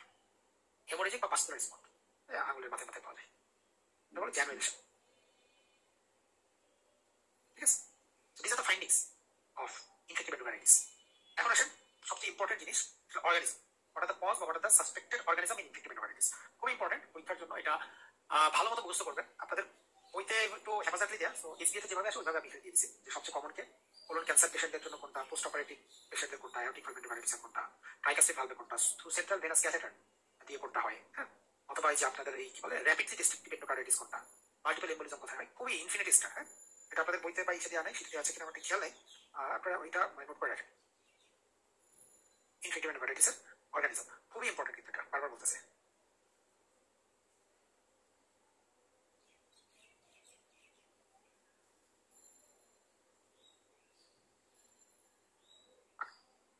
এখন ইনভেস্টিগেশন আমরা কিভাবে করবো? আমাদের 2টা ইনভেস্টিগেশন আপনাদের মনে রাখতে হবে। একটা হলো কালচার, 6 সেট কালচার নিব আমরা, হ্যাঁ, এটা সবচেয়ে important investigation, most important. 2 number হলো ইকোতে আমরা ভেজিটেশন বুঝবো। যদি ইকোতে আমরা না পাই, আমাদের হাই সাসপেকশন থাকে, তাহলে আমরা ট্রান্সফিউশন করবো, ঠিক আছে, ভেজিটেশন দেখার জন্য। আর বাকি সিবিসি, সিআরপিএস আর এগুলো তো করার না। এখন আসলে ম্যানেজমেন্ট, হ্যাঁ, ম্যানেজমেন্ট আমরা এখানে করি যে এন্ডোকার্ডিটিস হতে পারে 2 রকম। একটা হতে পারে নর্মাল ভালভ বা নেটিভ ভালভ এন্ডোকার্ডিটিস, আমি সংক্ষেপে লিখছি, আর একটা হতে পারে প্রোস্টেটিক ভালভ এন্ডোকার্ডিটিস, ঠিক আছে। প্রথমত আপনাকে মনে রাখতে হবে যে এম্পেরিক্যাল থেরাপি, এবার আপনি কালচারে যখন অ্যান্টিবায়োটিক পাবেন, ইনফেকশন এজেন্ট পেয়ে যাবেন, তখন তো আর এটা নিয়ে কোনো প্রবলেম নেই, যে পেয়ে গেছেন, কিন্তু না পাওয়ার আগ পর্যন্ত আপনি যখন কোনো কিছু এখনো পান নাই, যে না এখনো কোনো অর্গানিজমে পাইনি, তখন তো আপনাকে টেম্পেরিক কিছু দিতে হবে। টেম্পেরিক অ্যান্টিবায়োটিক সাধারণত আমরা কি দিই? Amoxicillin plus gram negative coverage দেওয়ার জন্য জেন্টামাইসিন, সংক্ষেপে জেন্টামাইসিন। সেম ট্রিটমেন্ট আপনি প্রোস্টেটিক ভালভ এন্ডোকার্ডিটিসের ক্ষেত্রেও দিবেন, একই। হ্যাঁ, প্রোস্টেটিক ভালভ এন্ডোকার্ডিটিসের ক্ষেত্রেও সেম, খুব একটা মানে এরকম ডিফারেন্স নেই। তবে এটি ভালভে যেটা 4 সপ্তাহ দিবেন, প্রোস্টেটিক ভালভে সেটা হবে 6 সপ্তাহ, 2 সপ্তাহ বেশি থাকবে প্রোস্টেটিক ভালভে। এখন আসলে স্পেসিফিক অর্গানিজমের মধ্যে সবচেয়ে বেশি কমন পাইছি আমরা স্টাফ অরিয়াস। স্টাফ অরিয়াস যেখানেই থাকবে সেখানে আপনার মনে রাখতে হবে ফ্লুক্লোসিস। ঠিক আছে, স্টাফ অরিয়াস যেখানেই আছে সেখানে আপনারা একটা জিনিস মনে রাখবেন যে ফ্লুক্লোসিস। তবে প্রোস্টেটিক ভালভ, যেহেতু প্রোস্টেটিক ভালভ শুধু ফ্লুক্লোসিস একটা অ্যান্টিবায়োটিক কখনোই কভার করবে না, এজন্য প্রোস্টেটিক ভালভে আমরা কমন একটা এজেন্ট রাখি, সেটা হলো রিফাম্পিসিন। এটা অ্যাজ ইউজুয়াল মনে রাখবে যে প্রোস্টেটিক ভালভের ক্ষেত্রে আমরা সাধারণত প্রোস্টেটিক পেলে আমরা সাধারণত রিফাম্পিসিন এক্সট্রা অ্যাড করে দিই, সাথে স্টাফ অরিয়াসের জন্য আছে ফ্লুক্লোসিসিলিন, এবং গ্রাম নেগেটিভের জন্য আপনি অবশ্যই জেনটা রাখতে হবে। এখন যদি মেথিসিলিন রেজিস্ট্যান্ট স্টাফিলোকক্কাস অরিয়াস হয়, তাহলে ফ্লুক্লোসিসিলিন তার কাজ করবে না, ফ্লুক্লোসিসিলিন তখন আপনি শিফট করবেন ভ্যানকোমাইসিন। ঠিক আছে, মেডিসিন রেজিস্ট্যান্ট সেগুলো তখন তার আপনার ফ্লুক্লোসিসিলিন কাজ করবে না, কারণ আপনি তো রেজিস্ট্যান্ট বলে দিচ্ছেন সেক্ষেত্রে। আর অন্য যে কোনো কন্ডিশন আছে, যেমন ধরেন স্টেপ্টোকক্কাস গুলো আমরা পড়ছি, স্টেপ্টোকক্কাস অথবা যেটা পড়ছি আমরা ধরেন এন্টেরোকক্কাস, হ্যাঁ, এগুলো সবই মোটামুটি হয় বেনজাইল পেনিসিলিন, মানে পেনিসিলিন গ্রুপের ড্রাগ, অথবা অ্যাম্পিসিলিন দিবেন। কোনো কারণে যদি কারণ এতে অ্যালার্জি থাকে, বিটা ল্যাকটেম অ্যালার্জি থাকে, তাহলে ভ্যানকোমাইসিন দিতে হবে। সাথে সবারই জেন্টামাইসিন কমন থাকবে। তবে জেন্টামাইসিন কিন্তু আমরা কখনোই পুরো ডিউরেশন দিব না, 4 সপ্তাহ বা 6 সপ্তাহ দিব। জেন্টামাইসিন আমরা দিব 2 সপ্তাহ। ঠিক আছে, বাকিগুলো যে ভ্যানকোমাইসিন বলেন বা বলেন, যেটা নেফ্রোটক্সিক করে, এবং ইনফেক্টিভ এন্ডোকার্ডিটিস নিজেও একটা নেফ্রোটক্সিক একটা কন্ডিশন, নেফ্রাইটিস করে। সো দ্যাটস আমরা এখানে জেন্টামাইসিন মানে রেনার নেফ্রোটক্সিক ড্রাগস আমরা 2 সপ্তাহ বেশি দিব। অন্যান্য ড্রাগ আমরা দিই না, অ্যামোক্সিসিলিন আমি 4 সপ্তাহ বা 6 সপ্তাহ দিব, জেন্টা দিব 2 সপ্তাহ, ফ্লুক্লোসিলিন আমি 4 থেকে 6 সপ্তাহ দিব, রিফাম্পিসিন আমি 4 থেকে 6 সপ্তাহ দিব, বাট জেন্টামাইসিন আমি 2 সপ্তাহ বেশি দিব, ভ্যানকোমাইসিন না। সো মোটামুটি অ্যান্টিবায়োটিক আসলে ইনফেক্টিভ এন্ডোকার্ডিটিস একটু মনে রাখা কঠিন, বাট অ্যাজ এ হোল এই কয়েকটা জিনিস মনে রাখবেন যে তাদের ডিউরেশন কত। আমরা হলো যে যদি প্রোস্টেটিক ভালভ দিই তাহলে রিফাম্পিসিন দিব, ফ্লুক্লোসিলিন ফর স্টাফিলোকক্কাস অরিয়াস, এমআরএস এর জন্য ভ্যানকো, এবং অ্যাম্পিসিলিন অ্যামোক্সিসিলিন বা বেনজাইল পেনিসিলিন আমাদের চয়েস ম্যাক্সিমাম ক্ষেত্রে। কিন্তু কারো যদি বিটা ল্যাকটেম অ্যালার্জি থাকে, তখন আপনি সেটাকে ভ্যানকোমাইসিন করবেন। এটাই ঠিক আছে। সো অ্যান্টিবায়োটিক দিয়ে আপনার একটা হতে পারে যে অ্যান্টিবায়োটিক অল্প দিন লাগছে কন্ডিশন, সেটা মুখস্থ করতে হবে।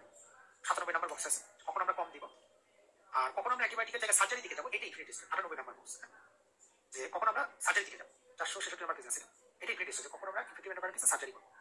Heart failure of antibiotic therapy, large vegetation, previous evidence of embolism, abscess formation. হ্যাঁ, আপনারা এগুলো পড়ে থেমে যাবেন না, নিচেগুলো দেখবেন প্রোস্টেটিক ভালভ এন্ডোকার্ডিটিস, ফাঙ্গাল এন্ডোকার্ডিটিস। ঠিক আছে, অনেক সময় কোশ্চেন আসে পিআর প্রলংগেশন, মানে অ্যাবসেসেরই একটা এভিডেন্স হবে ইসিজিতে PR prolongation. This are the indication of surgery. এইসব পেশেন্টকে আপনি আর ওষুধ দিয়ে ওয়েট করতে পারবেন, ইমিডিয়েট সার্জারি করে ওই যে ভেজিটেশন আছে ওগুলো কেটে বাদ দিতে হবে, দিয়ে ভালভটা রিকনস্ট্রাকশন করে কোনো ডিফেক্ট থাকলে সেগুলো ঠিকঠাক করতে হবে। So this is all about infective endocarditis. আমরা আরেকটা টপিক পড়লাম, আপনারা এরকম 10 মিনিট একটা ব্রেক দিতে পারেন এখন, বা 5 মিনিট একটা ব্রেক নেন, নিয়ে একটু এগুলো দেখেন। আমরা 5-7 মিনিট পরে আবার স্টার্ট করবো আর কি। হ্যাঁ, এখানে আসি, পরে আমরা heart failure, coronary artery disease, hypertension, এই টপিকগুলোতে যাবো। এর মধ্যে একটু উল্টা পাল্টা দেখেন যে এর মধ্যে আপনাদের কোনো কোয়ারি আছে কিনা, কোনো প্রশ্ন আছে কিনা।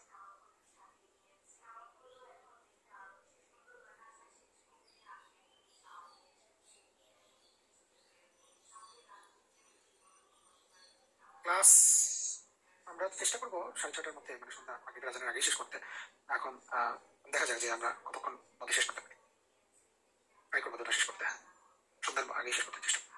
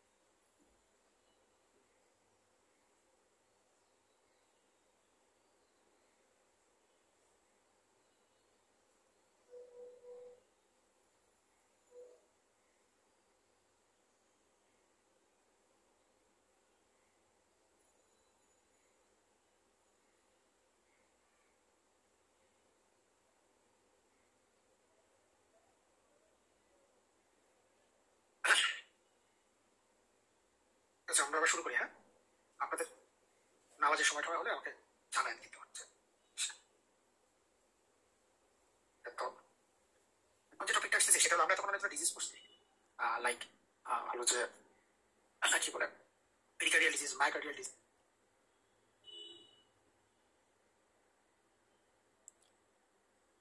তো যে টপিকটা আসছে সেটা হলো আমরা তখন একটা ডিজিজ করছি, লাইক হলো যে কি বলে pericardial disease, myocardial disease, endocardial disease, infective endocarditis, LA myxoma, myocarditis, তাই না? এখন যে টপিকটা সেটা হলো আসলে হার্ট ফেলিয়ার। এটা আসলে একটা কোনো ডিজিজ না, প্রথম কথা এটা কিন্তু একটা সিমটম। সব ডিজিজে হার্ট ফেলিয়ার নিয়ে প্রেজেন্ট করতে পারে। একটা কার্ডিওমায়োপ্যাথিক পেশেন্ট